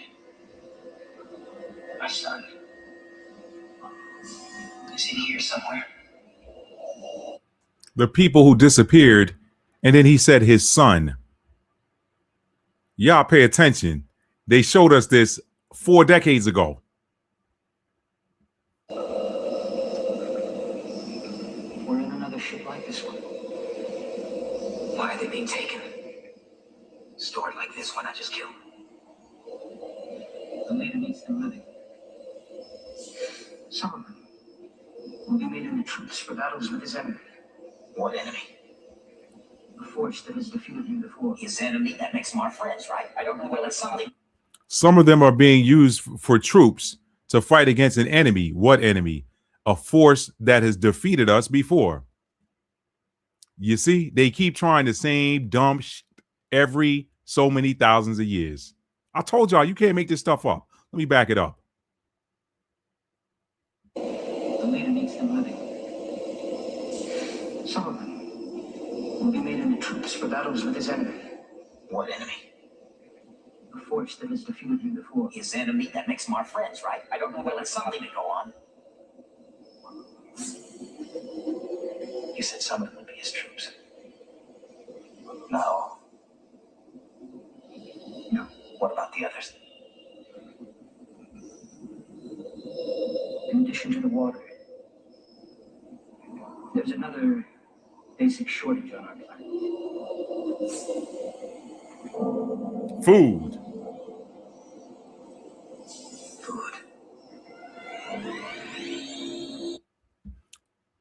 Yeah, I need to watch some of this ground meat you're eating and some of the non-ground meat.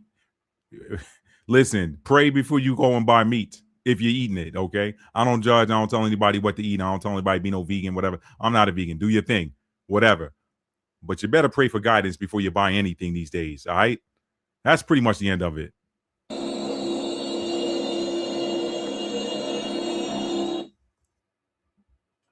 Yeah, V. The original series V from 1984. Y'all check that out, okay? All right? Yeah, V. You said you never heard of this show. It's called V. They did a reboot of it in the 2000s, but that was the 1980s version. I like the 1980s version better, okay? I think it first came out in 1984. Seno J said I was front and center watching V when it aired. Me too. Me too. Boom. Yup. Bernadette knows the V's came to Earth for water, but they're showing you V. All right. Who are these people? They're the sons and daughters of the devil. Who was the Messiah talking to when he said, you are of your father, the devil? Boom. You got it right there. You got it right there.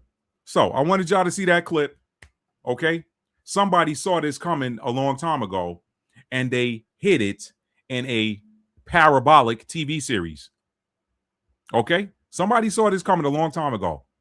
He said it'll take a generation, but he will have his way. Now, a generation is roughly, some people say a generation is 20 years. Some people say a generation is 25 years. That series first dropped in 1984. When did we start seeing computer networks really take off? Okay. The 90s. The 90s. Okay. And then listen, AI is not new. They've been playing with AI for a while. So somebody saw the future and saw that they were coming for this fresh water. Coming for the fresh water.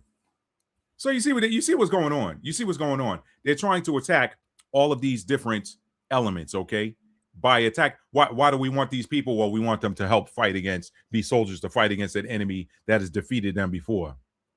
That's going to keep defeating you because you're stupid. If you were smart, you wouldn't even fight the Most High, the Creator, the universal I am presence. Anyway, he is the ether. She is the ether. The ether touches everything touches ether.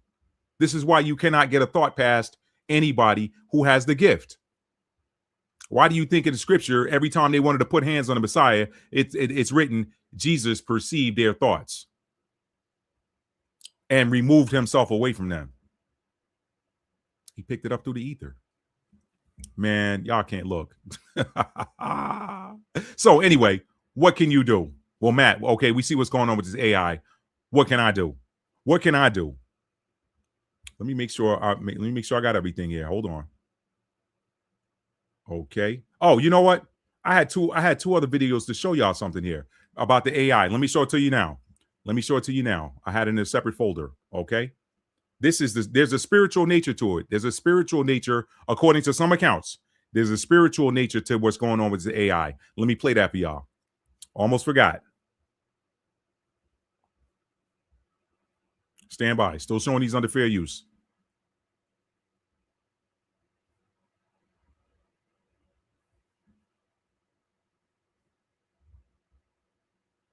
I think I'm on to something for entertainment purposes only.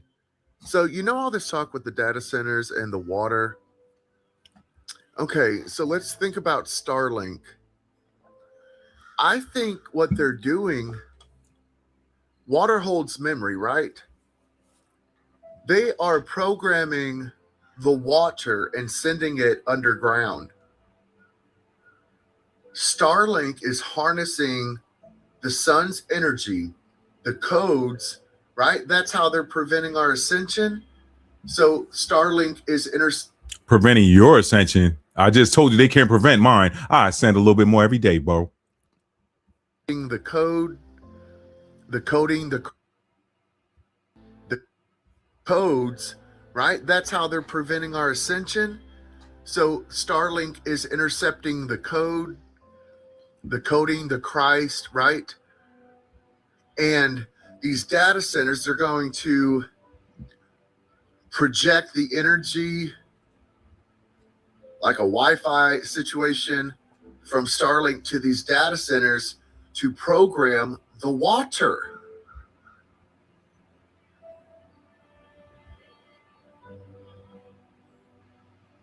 But why? Why are they programming the water? I don't care what nobody says. That water's not cooling anything. That is a deep cover, no pun intended, deep water. They are literally programming the water at the data center via Starlink, intercepting the crystalline coming from the sun. Do you understand what I'm saying? This changes a lot of things, but why are they programming the water? What if they're programming the water to use for grok or whatever AI experiment or technology that they're using? What if the water is how they're programming the AI? D-Wave, that computer chip, that's the computer, but the computer chip that uses water? I don't know the name off the top of my head, but again, recap. They are programming the water, sending it underground. And how they're programming the water is through Starlink, intercepting the codes, the crystalline, the energy, the frequency, whatever, and beaming it to these data centers. My opinion, entertainment purposes only.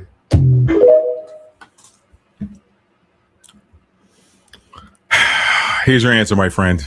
Here's your answer. Don't worry about it. Let me give you your answer. Bless your heart. Let me give you your answer.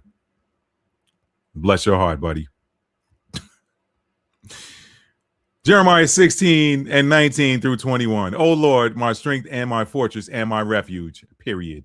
In the day of affliction, the Gentiles and the tech heads and everybody that rode with them shall come into thee from the ends of the earth and shall say, surely our fathers have inherited lies, vanity, and things wherein there's no profit. Where's the real profit in it at the end of the day? Verse 20, shall a man make AI gods unto himself, and AI is not a god? Verse 21, therefore, behold, look, I will this once cause them to know. I will cause them to know my hand and my might, and I'm going to make them say my name. How about that? How about that? Next video. Next video.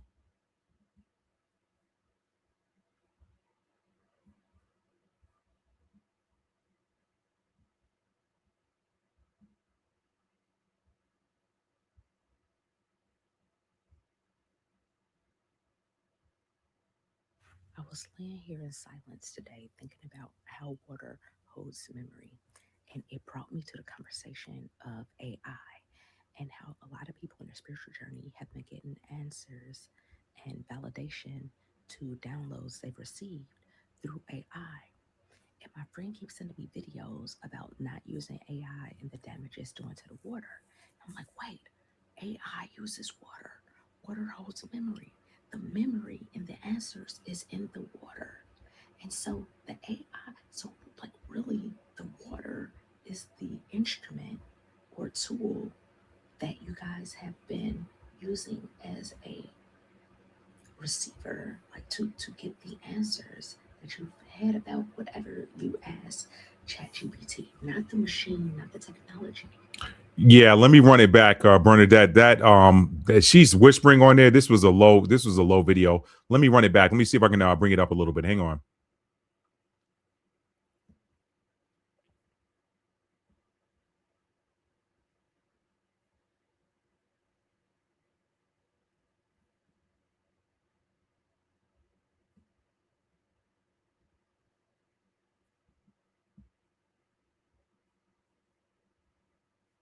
Hang on.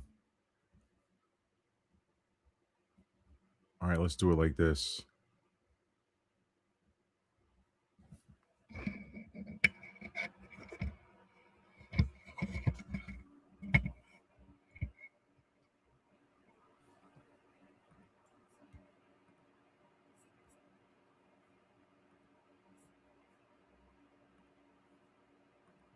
I was laying here in silence today thinking about how water holds memory, and it brought me to the conversation of AI, I hope that's better. And how a lot of people in their spiritual journey have been getting answers and validation to downloads they've received through AI. And my friend keeps sending me videos about not using AI and the damage it's doing to the water. I'm like, wait, AI uses water. Water holds memory. The memory and the answers is in the water. And so the AI, so like really the water is the instrument or tool that you guys have been using as a receiver, like to get the answers that you've had about whatever you ask ChatGPT, not the machine, not the technology. It's the water doing it. And why are they using the water? There are two things are happening at once. One, yes, the water has been able to give you the answers, the information. The water is able to pull information from the ethers, right? But in using the technology, in the heat of the machine, they're trying to destroy the molecules of the water. They're trying to destroy the information. They're trying to destroy the memory. As I told you in the last video, you don't need AI for answers. You can close your eyes and look inward and get the answers. You can look within self. Your higher self knows all this stuff. But as I said, some things, may they be tarot cards, the little middle things people spin around, are able to be used as tools to access your higher self, because some people have trouble. Well, some people believe they have trouble reaching it, and so they use instruments to help them, right? And there's nothing wrong in that. However, you can still use the water. Start channeling, start meditating in water. Start when you're in the shower, relax, and the water is running over you, pouring over your head. Ask the questions that you would have asked AI. And then trust the answer that is given to you. Trust that water just like you trusted the water of whatever AI system you're using. And more than anything, trust yourself. Water is such a gift. I don't think people realize that water is so powerful. You stayed in water for 9 full months, 10 months, growing from cells, multiplying, molding, growing skin, developing eyes, ears, the ability to hear, taste in water. Let water be your instrument. Not only that, the human body is made up of water. The earth is made up of water.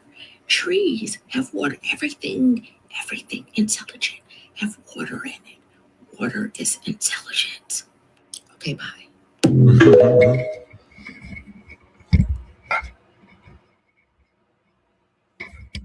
Okay, bye was the loudest part of that video. Anyway, all right, y'all. So now, yeah, so y'all saw it. Very spiritual, very spiritual. A lot of people think that the whole thing with AI is that they're trying to use AI to steal human intelligence, okay? Artificial intelligence, right? Right? Don't give me nothing artificial. I don't want it. I don't want it.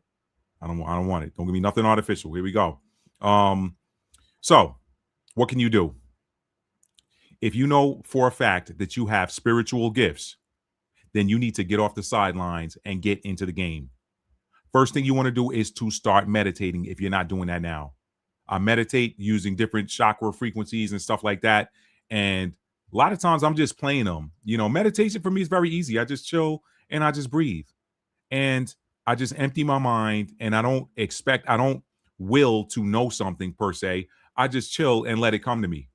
Okay, you have a divine script. This is the power. Y'all, I told you my videos build on top of each other.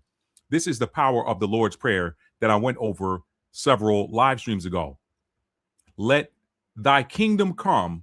The kingdom of God is within you. So when you say thy kingdom come, that is an activation to bring forth that kingdom, that purpose that is in you, to bring it forth into the world.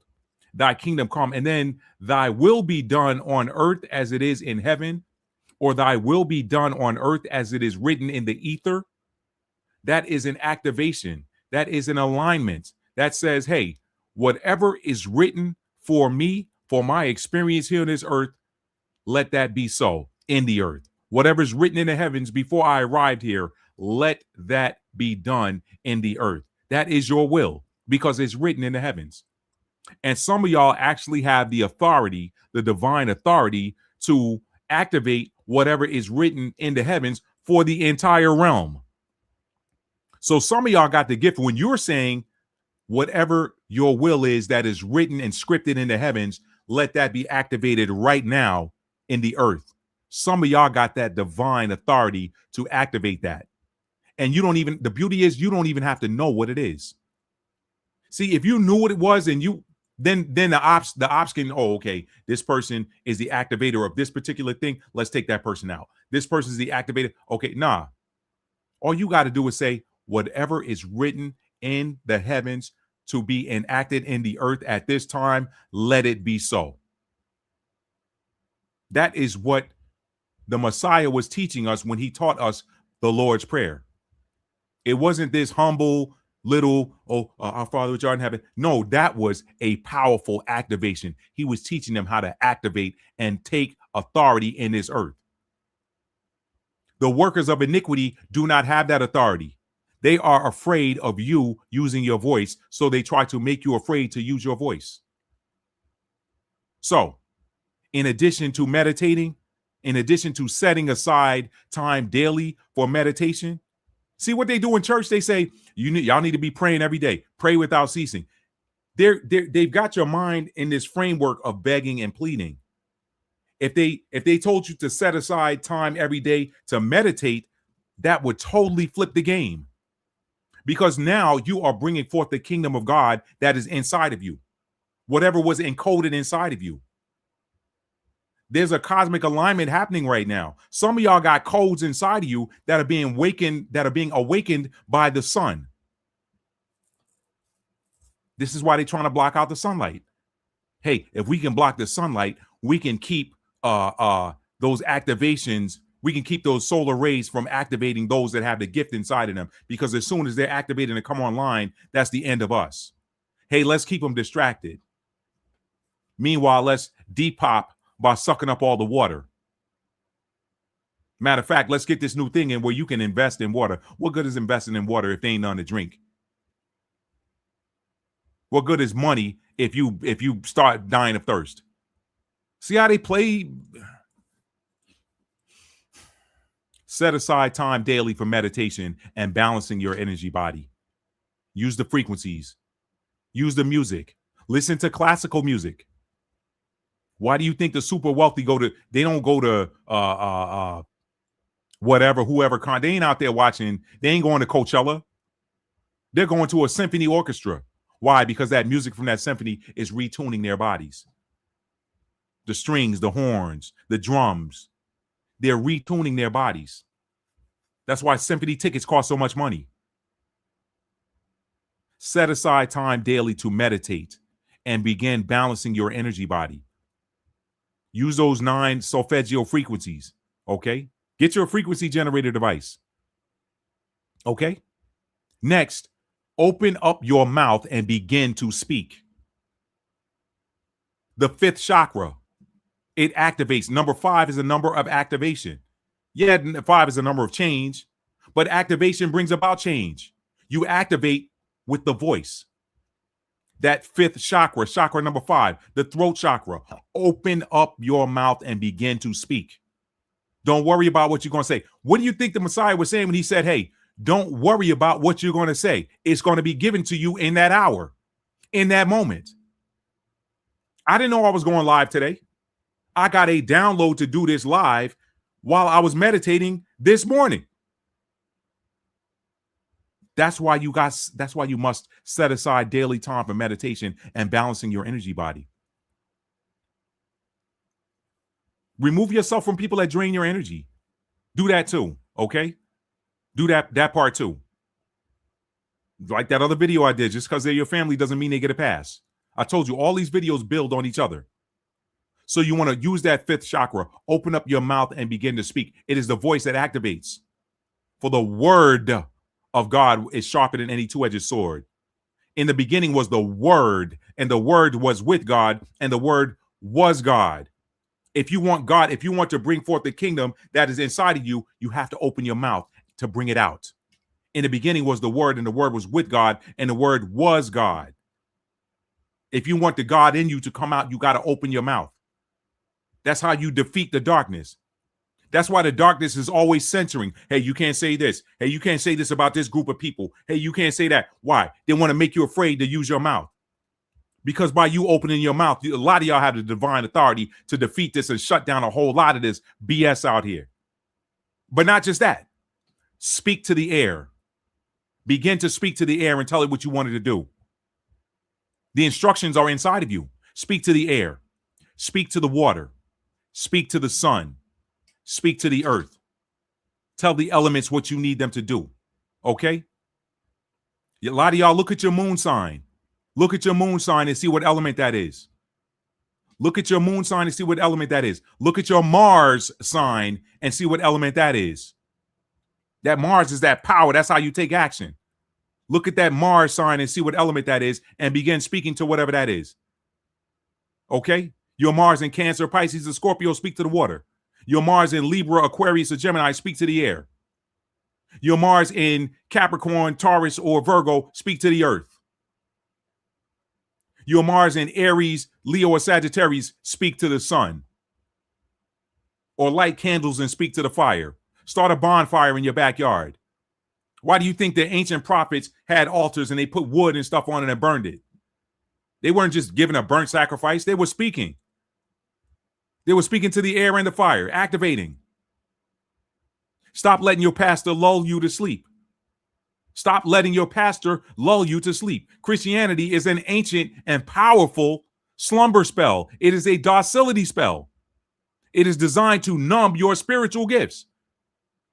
They tell you, oh, your spiritual gift, you got this, you got the gift of this, gift of that, out of the New Testament, the 9 gifts of the Spirit, but they frame it in Christianity. They frame it in religion. When you were born with those gifts before you ever set foot in the church. Stop letting your pastor lull you to sleep. The word of God is sharper than any two-edged sword. You don't need a pastor to break down that word. Half of them ain't breaking it down right anyway. Half of them is just Dr. Feelgood so you can put money in the offering pan. Or let them payroll deduct it. Yeah, they do that too. Organized religion is designed to dull your real spiritual gifts. It is. I know that. Synchronize your 2 most powerful masculine and feminine spiritual chakras. Synchronize them. What are those? What are your 2 most powerful, or what are your 2 most powerful chakras? One masculine, one feminine. Not the most powerful, because I think the heart chakra is the most powerful, but everybody has a more powerful expression. Some people have a more powerful solar plexus. Some people have a more powerful root, sacral, whatever, okay? But when you're talking about synchronizing these 2 very powerful masculine and feminine spiritual chakras, I'm talking about the third eye chakra, which is feminine. Chakra number 6, what is it? It is your perception, your ability to perceive. That's your it is that third eye is also a connection that is that physical connection to the ethereal realms. And then you got your crown chakra, okay, which sits just above your head outside of your body. Your third eye chakra, synchronize that with what? That's chakra number 6. Synchronize it with your throat chakra, masculine. Chakra number 5, speech and communication. You see that? Did y'all see that? Chakra number 6 and chakra number 5. Somebody do that numerology for me. Somebody do that numerology for me and put that in the chat. Synchronize chakra number 6 and number 5. Y'all put those 2 numbers together, put that in the chat. I'm going to show y'all something. What's up, Joshua Maccabees? What's up, brother? I'm going to show y'all something here.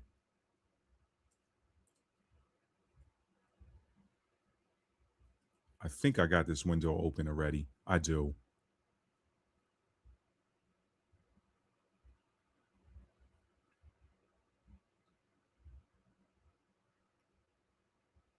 Chakras 6 plus 5. Somebody put that in the chat. 6 plus 5. That's real easy. Somebody put that in the chat. 6 plus 5. I'm going to show y'all something. You can't make this stuff up. You cannot make this up. The universe runs on numbers. The universe runs on numeric frequencies. Okay? I'm going to show y'all something.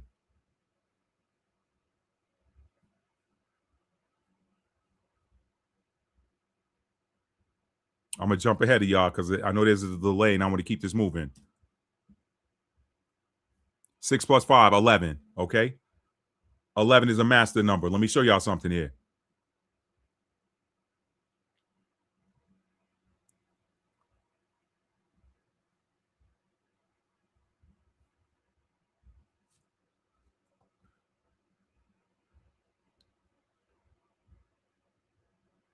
Yep, that's it. 11. That's right. That's right. That's right. No.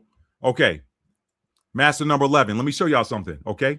11 is a master number. When you synchronize, when you combine your sixth chakra, your third eye, your perception, and then your fifth chakra, your throat, what are you doing? You are perceiving something, and then you are speaking on that thing which has been perceived. Now, watch this. 6 plus 5 is 11 energy. 11 is a master number. You don't reduce master numbers. Watch this.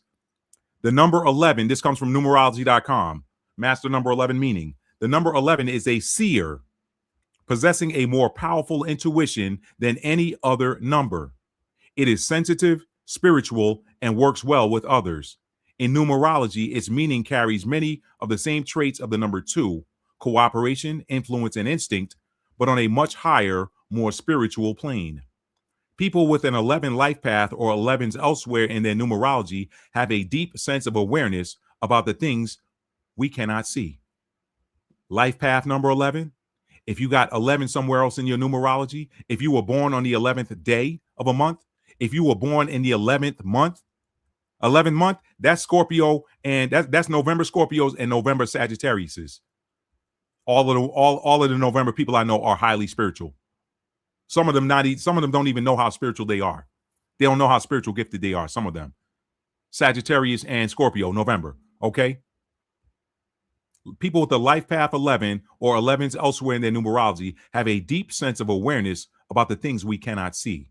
They are very sensitive to subtle energies and may even possess a psychic-like sense of knowing, almost like they can physically hear other people's thoughts, fears, and feelings.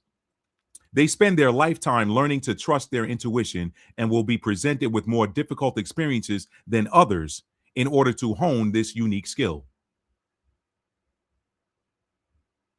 I know a lot of November Scorpios, and they go through the most. I know a lot of them. I know a lot of November Sagittariuses, and they go through the most. Okay? Carrying this incredible sense of awareness can truly be a blessing, but it may also feel like a curse.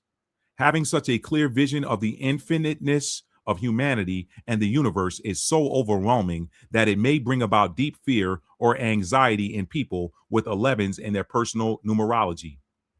Relationships and teamwork are the key for the master number 11 to fulfill its ultimate potential. Its motivation to bring things together, combined with its ability to read others' feelings, gives it an attentive, understanding, and supportive presence. Rather than relying on its logical brain or its emotional heart, the 11 must always follow the wisdom of its spiritual inner voice. Why did I read that? Because I read that to show you, to get back to my notes, what you can do to combat what's going on. Okay? Synchronize your two most powerful spiritual chakras, one masculine, one feminine.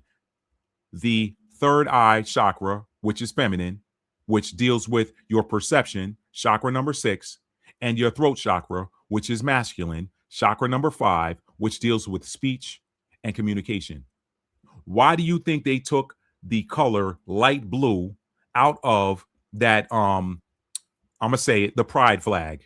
Why do you think the pride flag has 6 colors, has 6 of the chakra colors, not 7, and is in reverse? They took the light blue out because light blue, I did a video breaking this down. Y'all can find it on my channel. It was a magic spell. Take that light blue out because that color maps to the throat chakra, chakra number 5, masculine energy. Okay. What can you not do with that group?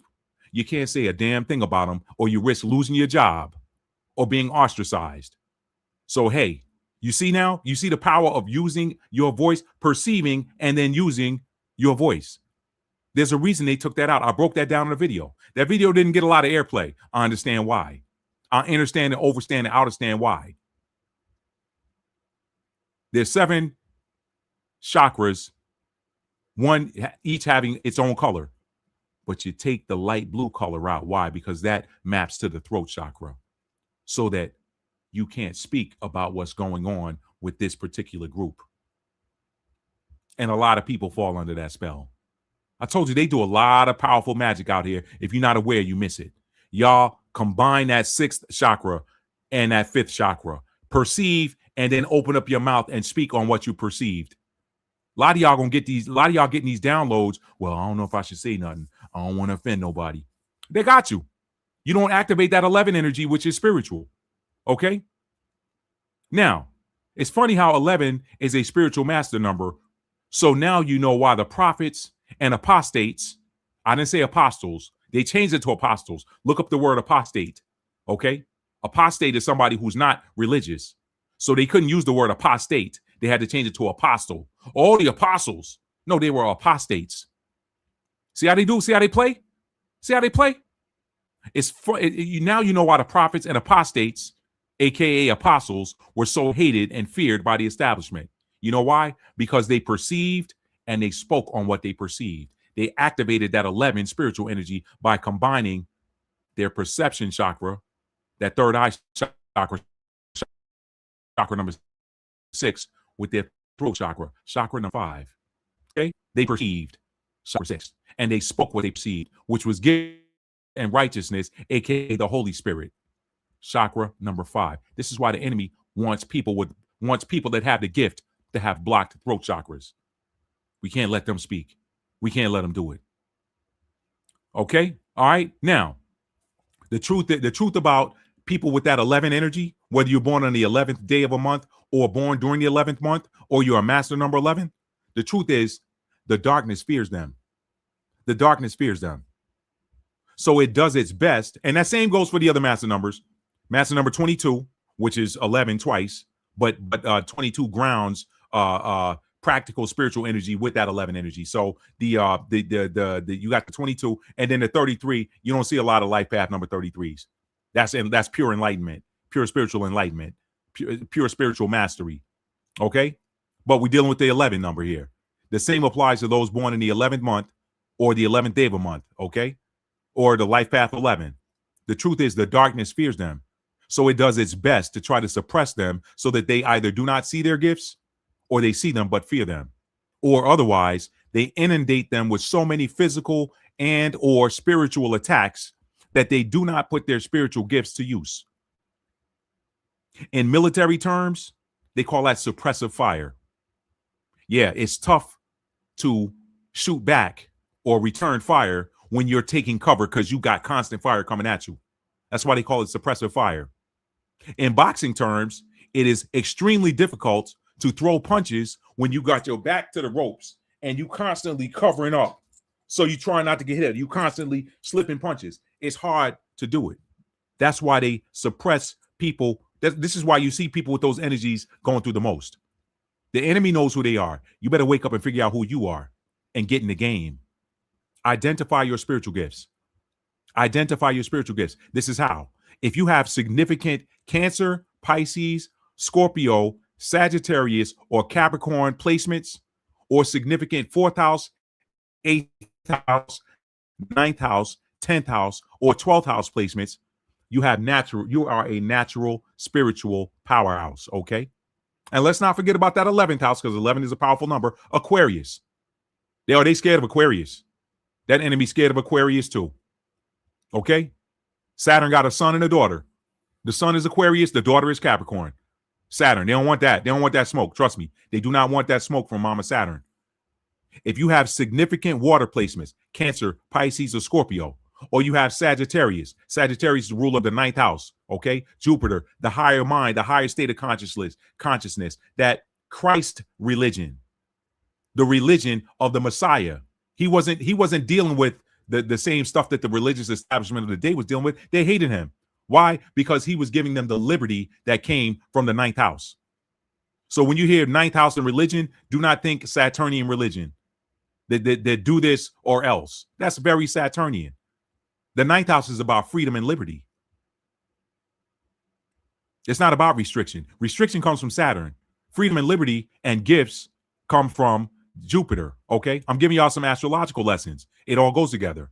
Y'all saw my last live. You know that astrology is in the Bible. I broke down Mazzaroth and the meaning of Mazzaroth. I broke this stuff down. Okay. I told you my videos build on top of each other. If you got significant Cancer, what's Cancer? Cancer is the feeler. They're the empaths. They can literally feel what somebody else is feeling. They can literally feel the energy of a room. They can feel the energy of a place. They can feel the energy of a house. They can go outside and feel the energy of a piece of land and probably know what happened on that land. Cancer, they're the feelers. They literally feel stuff in their body. Cancer, sun, moon, and rising. Pisces, they're the psychics. They just know what people are thinking. They know what people are, they can perceive thoughts. Scorpio, they are the seers. They see through people's actions. They see through words. They can see a lie quicker than anybody else. Don't lie to a Scorpio. They're gonna know you lying. They may not know they may not know the details, but once they know you lying, they're gonna dig through the details till they get them. That's Scorpio. They're the seers. Cancer is the feelers. Pisces is the knowers, and Scorpio is the seers. Sagittarius, higher wisdom, enlightenment, the higher mind, the philosophers. The higher mind, gifted with wisdom. Wisdom lives in the 9th house. Knowledge lives in the 3rd house. 180 degrees later in the 9th house lives wisdom. The spirit of wisdom, the feminine, the Holy Spirit. Go read Proverbs chapter 4. Wisdom is known as she. Sophia. Y'all look into that, okay? And then you got Capricorn. Capricorn is a hybrid earth and water sign. Capricorn in the ancient times was known as mystical. They were known for being mystical. They're just like, hey, there's something special about Capricorns. People used to their avatar used to be the unicorn, a magical being. Like they're rare, very rare, especially when they're high vibrational. They're grounded. They have the spiritual nature of the water signs, but they're grounded. So a Capricorn, they got that scorpionic nature where they can read you, but they won't get emotional. They're grounded. Another powerhouse placement. Same with the 4th house. The 4th house is ruled by Cancer. The 8th house is ruled by Scorpio. The 9th house is ruled by Sagittarius. The 10th house is ruled by Capricorn. And the 12th house is ruled by Pisces. Okay? So if you got any of those placements, or 11th house, I'm going to throw Aquarius and the 11th house in there too. You got any of those placements, you are a natural spiritual powerhouse. Okay? If you have significant Gemini or 3rd house placements, the same with Sagittarius in the 9th house, your voice cannot be tamed. Look at your chart. If you've got planets in the 9th house, your voice cannot be tamed. It cannot be. If you got planets in the 3rd house, your voice cannot be tamed. You are supercharged. Your voice is supercharged by the Most High, and your mind is supercharged by the Most High. Why would you let somebody throttle that gift? Why would you let somebody throttle it when it cannot be tamed? The only person that can tame it is you, and you will tame it through fear. They can't tame your voice. They can scare you into taming your voice yourself. That's what people forget about the darkness. The enemy does not have any authority over you. The only authority the enemy has is to try to deceive you or to place you in the energy or the vibration of fear. So to get you in a vibration of fear, they show you an illusion. When you understand that the enemy does not have any authority over you, it no longer phases you. It no longer phases you. Stand on business. It's time to stand on business. Okay? If your Mercury or your 3rd house is in a fire sign, your voice especially cannot be tamed. If you're a Mercury in Sagittarius, Leo, or Aries, your voice cannot be tamed. Okay? If you're a 3rd house Sagittarius, Leo, or Aries, your voice cannot be tamed. Okay?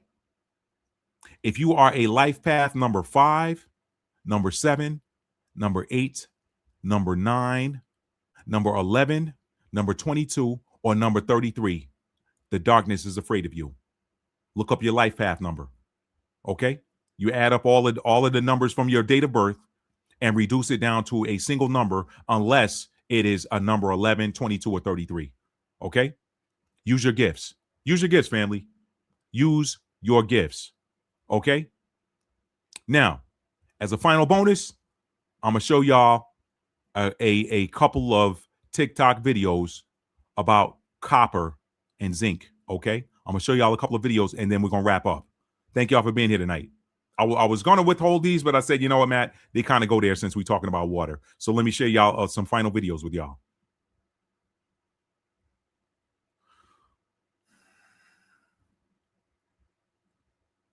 Let's open it first.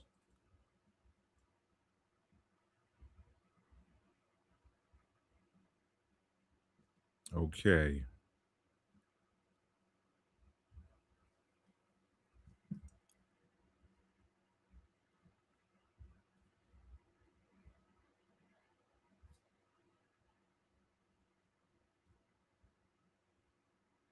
What would happen if you started drinking from a copper cup every morning? It might not seem like a big change, but the effects are surprisingly powerful. When you leave clean water in a pure copper cup overnight, copper ions infuse directly into the water. Those ions are potent. They kill harmful bacteria like E. coli and Salmonella, making the water naturally purified without any chemicals. Those same copper ions may support your immune system, improve digestion by supporting gut enzymes, and enhance iron absorption by helping your body produce more red blood cells. Better energy, better gut health, stronger immune system. For the clients I work with, people dealing with chronic fatigue, gut dysfunction, and immune dysregulation, we are always looking for inputs that support the body's ability to do what it is already designed to do. This is one of them. No wonder all of the billionaires are building their homes with copper pipes instead of plastic. They know it helps purify their water automatically without chemicals around the clock. This is ancient wisdom that modern research is finally catching up to. Fill a copper cup with clean water before bed. Drink it first thing in the morning. One input, zero cost. I'm Dr. Jabin Moore.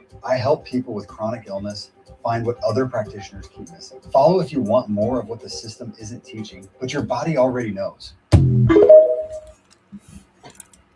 Y'all gonna put it together in a minute. Y'all are gonna put it together in a minute. Yeah, me too, Lady Dagger Status. Me too. Y'all gonna put this together in a minute, okay? We talking about what AI is doing to the water in these towns. Y'all saw the earlier videos, right? Okay. Y'all gonna put it together in a minute. Next video.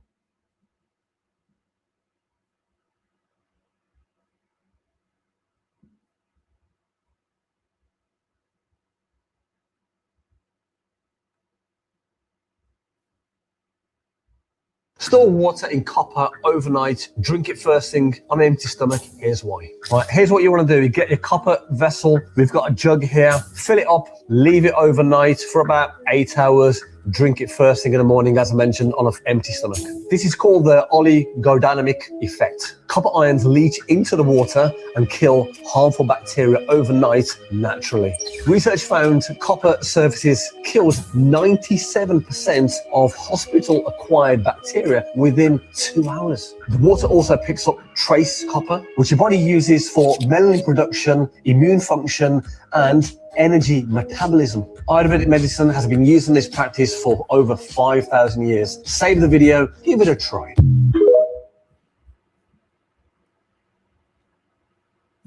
It gets better.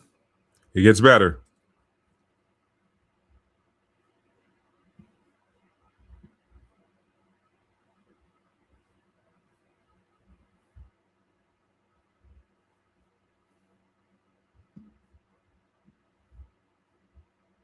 There's a glass of water on my counter that I haven't touched a filter for. No pump, no tablets, no electricity, no UV light, no expensive cartridge that needs replacing every 3 months. Just a piece of copper and a piece of zinc sitting at the bottom of the container. Together. That's it. And the science behind why that works is one of the most well-documented, most suppressed, most consistently ignored pieces of knowledge in the entire history of water treatment. It has a formal name. It's been peer-reviewed hundreds of times. Ancient civilizations used it before anyone understood why it worked. And the entire bottled water and filtration industry has a direct financial interest in making sure you never think about it. I'm going to show you the science, the history, the exact build, and I'm going to be completely honest with you about what it does and what it doesn't do, because the honest version of this story is genuinely extraordinary enough that it doesn't need a single word of exaggeration. Did you know that copper kills bacteria the way antibiotics do, except bacteria cannot develop resistance to it? Antibiotics work by targeting specific biological pathways in bacterial cells. Bacteria mutate. They find workarounds. That's the entire antibiotic resistance crisis. Copper doesn't target a pathway. It attacks everything simultaneously. The cell membrane, the proteins, the DNA, the respiratory system, all at once. There's no pathway to mutate around. There's no resistance mechanism that works against a metal that destroys the cell's structural integrity from multiple directions at the same time. This effect has a name, the oligodynamic effect. Formally discovered and documented in 1893 by Swiss botanist Carl Wilhelm von Nageli, who observed that metal ions, even in trace concentrations, were lethal to microorganisms. He published his findings. The scientific community understood them.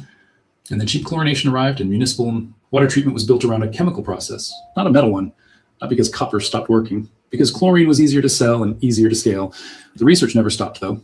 A study published in Science Direct demonstrated that copper devices can reduce bacterial populations by 99.99% in as little as 4 to 8 hours. Other research found that copper pots achieve complete elimination of all tested pathogens within 4 hours, with with 100% reduction maintained at 8 and 24 hours. E. coli, Salmonella, Shigella, Vibrio cholerae, the bacterium responsible for cholera, MRSA, the antibiotic-resistant staph infection killing people in hospitals. All of them gone. From contact with a metal that costs $2 at a hardware store. The history of this goes back further than most people realize. Ancient Egyptian texts from around 1600 BCE reference the use of copper vessels for storing water and treating wounds. The Ayurvedic medical tradition in India, the world's oldest continuously practiced medical system, with roots going back over 5,000 years, specifically prescribes storing drinking water in copper vessels overnight before consuming it. The practice has a Sanskrit name, Tamra Jal, meaning copper water. It was not a belief, it was an observed clinical practice, refined over centuries, that modern peer-reviewed science has now confirmed works exactly the way Ayurvedic practitioners said it did. And here's the detail that stops me every time.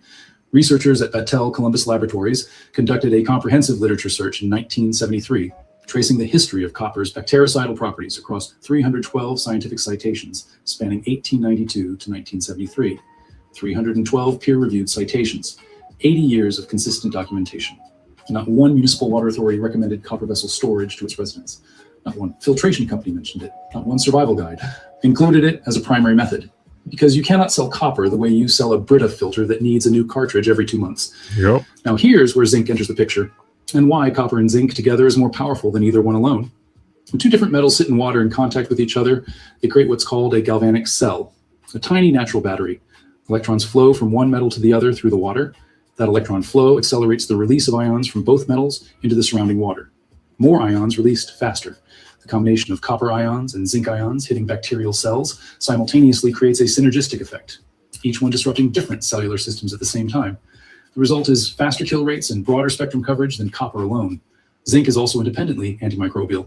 It attacks bacterial enzyme systems and disrupts the proteins bacteria use for cell division. And unlike copper, which has a warm reddish tone, zinc's antimicrobial action tends to target different bacterial strains, filling gaps in coverage.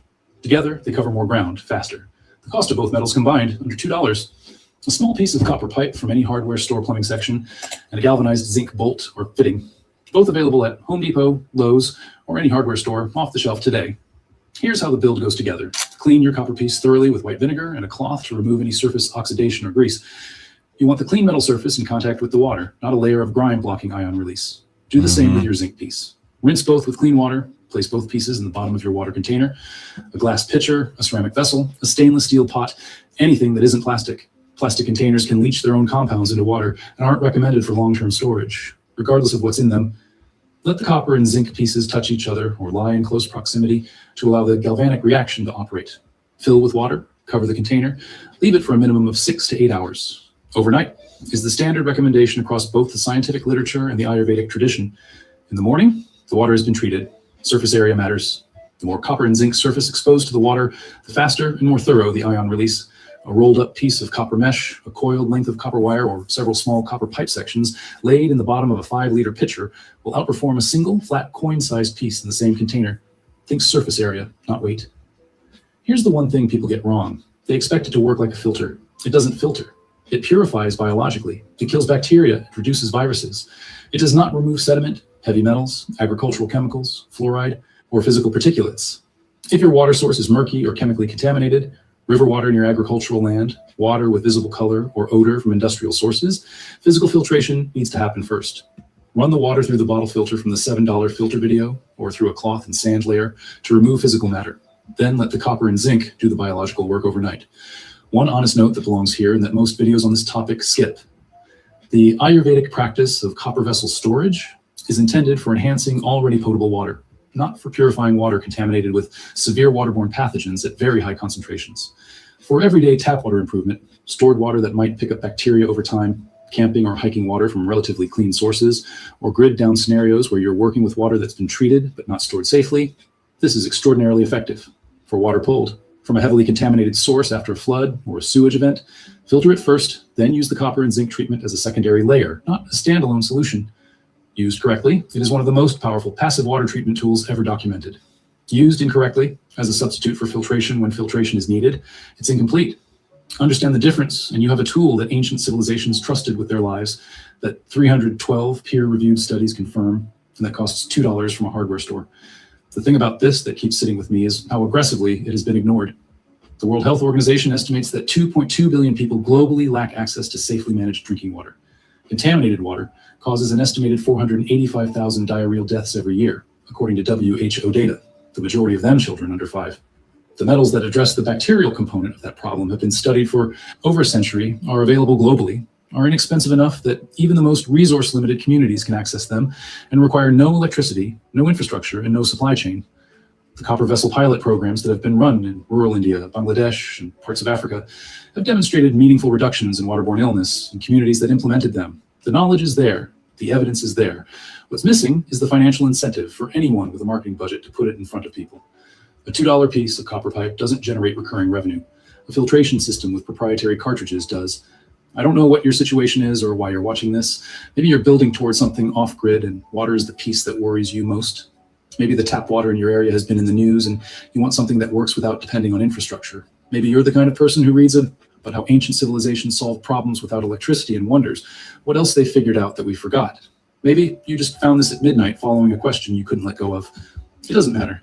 The science is 5,000 years old and peer-reviewed last decade. Now you know how it works. Take care and see you in the next one.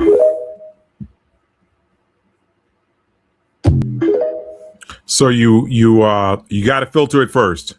You filter it, then you purify it. Great information, Lady Dagestatus. You are absolutely correct. I agree with you 100%. All right, this last one, y'all. I'm not going to show the whole video because it's like 17 minutes, but I'll show maybe 8 to 10 minutes of it, just depending on where's a good point to stop. But this last one is very, very informative. And then I'm going to ask y'all a question about something that I think coincides with the AI data center rise. And some of y'all are probably already tapped in and know where I'm about to go with it.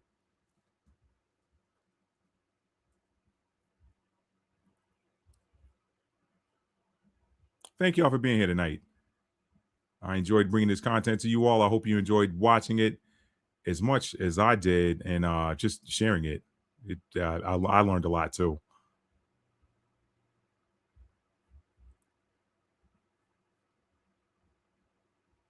Your last bottle of clean water ran out 6 hours ago. Your throat is cracked and dry. In front of you, a stream, muddy, stagnant, alive with things you cannot see. Now imagine reaching into your pocket and pulling out 2 small strips. Can y'all hear the audio? Let me know. 1 copper, 1 zinc. You twist them together, drop them into that filthy water, and walk away. 8 hours later, that water is cleaner than what comes out of most city faucets. No filter cartridge, no battery, no electricity, just 2 metals touching, doing what the earth designed them to do. This is not a survival hack someone invented on the internet last week. The ancient Egyptians used this principle 4,000 years ago to treat battlefield wounds. Greek sailors used it to survive months at sea. The Aztecs on the other side of the planet with zero contact with Europe discovered the exact same thing independently. And in the 1960s, when NASA needed to keep Apollo astronauts alive in space, their engineers looked at every cutting-edge technology available and built a device based on this same ancient chemistry. So here's the question worth asking. If 2 pieces of scrap metal can purify water this effectively, why does the global water filter industry generate $35 billion a year selling you plastic cartridges that expire every 60 days? That is what we are going to unpack today. Not conspiracy theories, just chemistry, history, and economics. And by the end of this video, you will know exactly how to build this system yourself. The year is 2400 BC, the banks of the Nile, the air is thick with dust and the smell of blood. An Egyptian field healer crouches beside an injured soldier. The wound is deep, a spear gash across the thigh. In this era, the wound itself is rarely what kills you. Infection is the real enemy. And infection begins with water. The healer reaches for a vessel, not clay, not wood, but hammered copper. He fills it with river water and sets it aside. He does not boil it. He does not add herbs. He waits. By morning, something has changed. The water is clearer. It carries a faint metallic crispness. The healer has seen this transformation hundreds of times. He does not know why it works. He only knows that soldiers whose wounds are bathed in copper, treated water survive, and those treated with plain river water often do not. This was not guesswork. The Smith Papyrus, one of the oldest surviving medical documents in human history, specifically describes copper as a sterilization tool for both drinking water and wound treatment. But Egypt was only the beginning. Around 400 BC, Hippocrates, the man we call the father of modern medicine, documented copper compounds as treatment for open wounds and lung disease. The Greeks took this further than anyone expected. Their sailors faced a terrifying problem. Water stored in wooden barrels turned green and rotten within days at sea. Crews died of dysentery, not from enemy ships, but from their own water supply. Yet water stored in copper vessels stayed drinkable for weeks, even months, under the brutal Mediterranean sun. The Greeks had no concept of bacteria, no microscopes, no chemistry, but they observed a pattern that was impossible to ignore. Copper water meant survival. Wooden barrel water meant death. The Romans scaled this insight into infrastructure. Their engineers ran copper pipes through aqueduct systems, delivering noticeably safer water to public baths and homes. Roman legions carried copper vessels across Europe and North Africa, not as luxury items, but as standard military equipment. They understood, even without the science, that this metal prevented the waterborne diseases that historically killed more soldiers than swords ever did. Now, here's where the story takes an extraordinary turn. Thousands of miles away across the Atlantic, the Aztec civilization had absolutely no contact with the Mediterranean world. Different continent, different language, different gods. Yet Aztec healers independently discovered the exact same phenomenon. They used copper-infused water as a gargle for throat infections and incorporated it into ceremonial purification rituals. In India, Ayurvedic tradition prescribes storing water in copper and brass vessels, a practice called tamrajal. This tradition is not ancient history. It is practiced today right now in millions of Indian households. 5 civilizations, 4 continents, thousands of years apart, all arriving at the same conclusion. This is not coincidence. This is chemistry. Fundamental universal chemistry waiting patiently for humans to notice. For millennia, this knowledge was common. Copper vessels were standard in kitchens, hospitals, and ships around the world. Then came the Industrial Revolution. Copper was expensive. Plastic was cheap. Chemical chlorine could treat water at industrial scale. The old ways were abandoned, not because they failed, but because mass production demanded uniformity and low cost. Copper pots became plastic bottles. Natural purification became chemical processing, and an ancient understanding quietly slipped out of collective memory. It resurfaced by accident in 1984. A researcher named Don Heskett was running routine water treatment experiments. At some point during his work, he dipped a brass pen into a beaker of heavily chlorinated water. Brass, if you are not familiar, is an alloy of copper and zinc. What happened next stopped him cold. As the pen contacted the water, the chlorine simply vanished. No chemicals added, no electricity applied. The physical contact between the copper-zinc alloy and the chlorinated water triggered an instantaneous reaction that neutralized the chlorine completely. Heskett spent the next 3 years studying and refining this reaction. He patented the technology under the name KDF, kinetic degradation fluxion.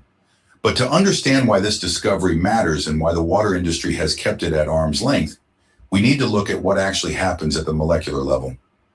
Let me make this as clear as possible because the science is what separates this from internet folklore. When copper and zinc are placed together in water, they form something called a galvanic cell, named after the Italian scientist Luigi Galvani. Think of it as a tiny self-powered battery. Here is what happens step by step. The setup: zinc is a restless metal. At the atomic level, it desperately wants to give away its electrons. Copper is the opposite: stable, receptive, willing to accept what zinc offers. When these two metals physically touch while submerged in water, zinc atoms begin releasing electrons spontaneously. These electrons flow from the zinc into the copper. The water between them acts as the bridge that completes the circuit. The result is a tiny, persistent electrical current. You will never feel it. You could not power a flashlight with it, but at the molecular scale, it is a weapon. What this current does is 3 things simultaneously. 1, it eliminates chlorine. The electrical reaction forces electrons onto molecules of free chlorine, changing their chemical structure. Toxic chlorine becomes harmless chloride. the same compound found naturally in table salt. Wow. This happens in seconds, not hours. Let that sink in. Seconds. 2, it captures heavy metals, lead, mercury, arsenic, hexavalent chromium. These dissolved poisons are drawn into the electrical field generated by the galvanic reaction.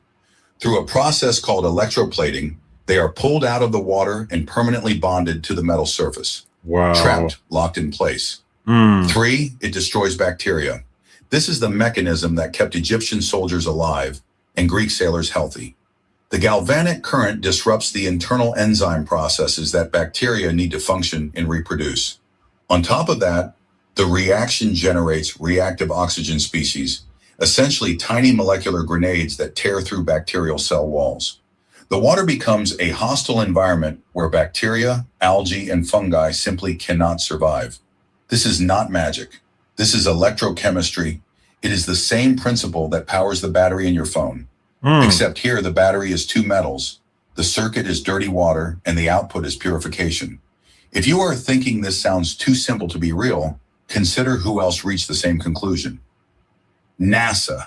In the 1960s, as engineers prepared for the Apollo moon missions, they faced an impossible constraint. How do you provide safe drinking water inside a tiny capsule floating through the vacuum of space? You cannot haul heavy filtration systems. You cannot waste energy boiling water. And you absolutely cannot use corrosive chlorine gas in a sealed pressurized cabin where astronauts breathe recycled air. NASA's solution was an electrolytic silver-copper ion generator. It was the size of a cigarette pack. It weighed 9 oz. It required almost zero power. This device dispensed metallic ions directly into the water supply, successfully eliminating 100% of bacteria and preventing algae growth, all without leaving any chemical taste. When the Apollo technology was eventually declassified, it found commercial applications on Earth. Companies adapted the copper-silver ionization approach for cooling towers, public fountains, and aquatic habitats at marine research centers. The Environmental Protection Agency went further.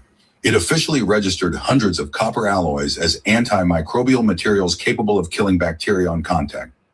4,000 years of human observation, peer-reviewed electrochemistry, NASA field testing, EPA verification. The evidence does not whisper, it shouts. So why is this not standard? Why does every outdoor store push $40 pump filters while a few dollars of metal from a hardware store can accomplish similar results? The answer is not a conspiracy, it is a business model. The global water purifier market is valued at over $35 billion per year. The profit engine of this industry is not the device. It is the replacement cartridge. Activated carbon filters saturate and expire every 2 to 6 months. You buy the pitcher once, you buy cartridges forever. It is in effect a subscription model built around a physical product. Now consider what copper-zinc technology represents to this model. A KDF-based filter removes chlorine, captures heavy metals, and inhibits bacterial growth. It requires no electricity and no chemical regeneration, and it can remain effective for up to 6 years. You cannot build a recurring revenue empire on a product that does not need replacing. This does not mean the industry has suppressed the technology. Copper-zinc media does appear in some commercial filters, but almost always as a minor supplementary component, never as the primary filtration stage. The emphasis remains on carbon cartridges that need regular replacement because that is where the profit margin lives. It is not villainy, it is economics, but the result for consumers is the same. The simplest, most durable option stays in the background, while the most profitable option takes center stage. All right, y'all. I think I'm going to, well, you know what? Let me skip it ahead a little bit. Let me skip ahead. Hang on. Right. Yes, they want us to believe they brought slaves across the vast sea drinking water from wooden containers. Exactly. Let's see. Yeah, I feel like some of y'all probably want me to just let this video play out since it's only got 6 more minutes. I'll just I'll let it play. I'll let it play. Most profitable option takes center stage. Here is where this video pays for itself. Everything we have discussed, the history, the chemistry, the space program means nothing if you cannot use it. But first, an honest disclaimer. Copper and zinc galvanic cells are highly effective against bacteria, chlorine, and dissolved heavy metals. They are not effective against everything. Specifically, they do not remove agricultural pesticides, and they cannot reliably eliminate parasitic cysts like Giardia or Cryptosporidium, which have hard shells that resist electrochemical attack. This is not a flaw, it is a boundary. Knowing the boundary is what separates a survivor from a victim. Now here's how to build a multi-stage system that covers those gaps. Stage 1, pre-filtration. If your water source is visibly murky, pour it through a cloth, a bandana, or a tightly woven t-shirt. This removes sediment, floating debris, and larger particles. It does not purify. It just prepares the water for the real work. Stage 2, the galvanic cell. Go to any hardware store. Buy a length of 14-gauge bare solid copper wire and a strip of pure zinc metal. Total cost under $5. Cut both to equal lengths, about 12 in or 30 cm. Now twist them tightly together. This direct metal-to-metal contact is critical. Without it, there is no electron flow and no galvanic reaction. Drop the twisted pair into your water container, a canteen, a pot, a bottle, any non-reactive vessel. Wait. 4 hours is the minimum effective time. 8 hours is significantly better. Overnight, 16 hours is ideal. While you sleep, the galvanic current is silently working. Zinc atoms are releasing electrons. Chlorine molecules are being neutralized. Heavy metal ions are being pulled from solution and bonded to the metal surface. Bacterial cell walls are being destroyed. When you remove the metals in the morning, rinse them and store them dry. They are reusable for months. Stage 3, charcoal filtration. Take charcoal from your campfire, not briquettes, which contain chemical additives, but natural hardwood charcoal. Crush it into small pieces. Pack it into a clean container with a small drainage hole. A sock, a cut plastic bottle, or a piece of bamboo works. Pour your metal-treated water through this charcoal layer. The charcoal absorbs organic chemicals, pesticides, and residual tastes that the galvanic cell does not target. Stage 4, advanced diatomaceous earth. Diatomaceous earth is a soft white powder made from the fossilized remains of ancient microscopic algae called diatoms. Under magnification, each particle looks like a jagged, porous sponge. When water passes through a layer of diatomaceous earth, particles as small as 1 to 2 microns are physically trapped, including Giardia and Cryptosporidium cysts, which are too tough for chemical treatment, but too large to pass through this natural sieve.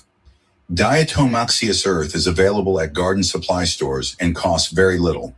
The result, by combining these 4 stages, cloth prefiltration, copper zinc galvanic purification, charcoal chemical absorption, and diatomaceous earth physical filtration, you have constructed a multi-stage water purification system from hardware store metal, campfire ash, and natural mineral powder. It addresses bacteria, chlorine, heavy metals, organic chemicals, pesticides, and parasites. It costs under $10 total. It requires no electricity, no batteries, and no replacement cartridges. And the core metals are reusable for months. 4,000 years ago, an Egyptian healer poured river water into a copper vessel and waited. In 1984, a researcher dipped a brass pen into chlorinated water and watched the chlorine vanish. In the 1960s, NASA engineers built a 9-Oz device using the same principle and sent it to the moon. The thread connecting these moments is not technology, it is attention. Someone in each era paid close enough attention to the natural world to notice what the Earth was already doing. Copper and zinc do not care about patents, subscriptions, or marketing budgets. They simply do what their atomic structure dictates. Release electrons, generate current, and make water hostile to contamination. The most advanced survival tool is not always the most complex one. Sometimes it is 2 metals twisted together in a canteen. The Earth already solved this problem. We just forgot to listen. If this exploration of ancient chemistry and modern survival has changed the way you look at the simple metals in your world, please subscribe and like the video. We are dedicated to uncovering the history and science that the modern world has tried to bury. Join our community of Okay, y'all, I'm gonna stop it there. Listen, y'all see the game now, right? Now, I want y'all to know why I did that. Okay, I want y'all to know why I did that. Why I added those videos at the end as a bonus. Ask yourself. We're talking about AI here. Ask yourself why they really stopped minting pennies and why they're trying to collect the remaining ones out there. See how all of this kind of goes together? You got all this dirty water, all this polluted water that is the byproduct of AI cooling, right? AI machine, AI computer cooling, AI data center cooling, producing all this dirty water. And then, hey, they're taking up all of the pennies. Like, oh, we don't need pennies anymore. We're getting rid of pennies. Now, prior to 1982, pennies were pure copper. After 1982, get this, they started making pennies from zinc with a top coat of copper. So you had the two metals touching each other right there in pennies. Makes you wonder if they knew that they'd one day push tech that would suck up and soil ungodly amounts of clean, fresh water. And as part of their Depop agenda, they wanted to make sure that you could not purify any filtered dirty water by storing it in barrels or storing it in copper container or storing it in anything and putting copper and zinc pennies in the bottom. Things that make you go, right? I mean, some of y'all may want to hold on to some of those pennies, fam. All right. So let me look at some final comments. But before I do, all right, that's all I got for tonight. I'm gonna look at some final comments. We're gonna wrap it up. Y'all, again, if you missed the beginning, be sure to watch the new Superman movie on Amazon Prime Video and take notes of every single nugget or eyes to see and ears to hear nugget that you see in the movie, because we're going to talk about that in my next live stream on Sunday night. Now, I did see a comment by Lady Dagger Status that was a little bit mind-blowing. She said, this is nerd info, but if you add the atomic weight of zinc and copper rounded to the whole number, 65 plus 63 equals 128. Break down to 11. It breaks down to 11. See that again? Spiritual. You can't make this stuff up. She said healing power. You can't make this stuff up, y'all. You can't make it up. You cannot make it up. So, anyway, y'all. Anyway, fair use. Be safe out there. The tremors, the earthquakes. This is Mama Earth getting sick and tired of what's going on. You know what's happening. These people are trying to turn this planet into Mad Max Beyond Thunderdome, but the only thing they're gonna do is be banished to an area that looks like Mad Max Beyond Thunderdome. There's no scriptural precedent for AI taking over the world or the workers of iniquity winning or what. That's why I don't get worried about this stuff, y'all. I'm just here to report from the sidelines. That's it. I'm a sideline reporter, and the game's almost over. The game is almost over. So listen, if y'all got spiritual gifts, y'all get in the game. Listen, I'm gonna break this video. I'm gonna end this video right here now. Thank y'all for being here tonight. Hit the like button on the way out if you have not done so already. If you're new to the channel, wait, you know what? Am I missing something here? Am I missing something? Yeah. No, I'm not. Okay. So I got that's everything. So listen, if you're new to the channel, make sure you hit that subscription button, that subscribe button, so that you'll be notified when I upload new content or go live. And listen, y'all, stay aligned, stay in alignment. Read, study your natal chart. Study your natal chart. Know what each one of those planets means, what they represent, and what the sign that planet is in your natal chart, what the energy of that sign is, and then stay in alignment with it, okay? Go through your house system. Learn what time you were born. Figure out what time you were born. Put that in that natal chart calculator. Know your rising sign, okay? Go through there. Know what your second, third, fourth, fifth, sixth, seventh, eighth, ninth, 10th, 11th, and 12th houses are and what they represent. You got to know yourself. The more you know yourself, the easier it is to stay in alignment, okay? And those of you with those placements I talked about earlier, make sure you tap into them spiritual gifts, okay? Align that third eye chakra with that throat chakra. Perceive and then speak on what it is that you perceived, okay? If you want to be used as a vessel by the Most High, you cannot be in the energy of fear, okay? You cannot be. You got to be bold. You got to be fearless, okay? When you're in that energy of fearlessness, the Most High going to show you some stuff because The Most High understands, the spirit of wisdom understands that what she's showing you, you're going to speak on. Now, that doesn't mean you speak on everything. You got to know there's a time to speak and a time to be silent. Understand that, okay? But as far as knowing what can I do about what's going on in the world and these workers of inequity with what they're doing, perceive it and speak on it. They cannot stand for you to speak on what it is that they're doing because they thrive in darkness. The minute you speak on what it is, you cast light on them. They got to run. Like roaches in the middle of the night, you turn that light on, they got to run. Don't ask me how I know that, okay? Don't ask me how I knew that. I don't know it anymore, but I knew it from once upon a time, all right? All right? Anyway, that's all I got, y'all. Thank y'all for being here tonight. It was an honor. It's an honor to serve Bernadette. Thank you so much. Y'all have a great night. And listen, tell somebody you love them and mean it. How do you mean it? You have to show it. Love is a verb. It's a noun as well. But when we focus on the verb, the noun takes care of itself. Peace, family.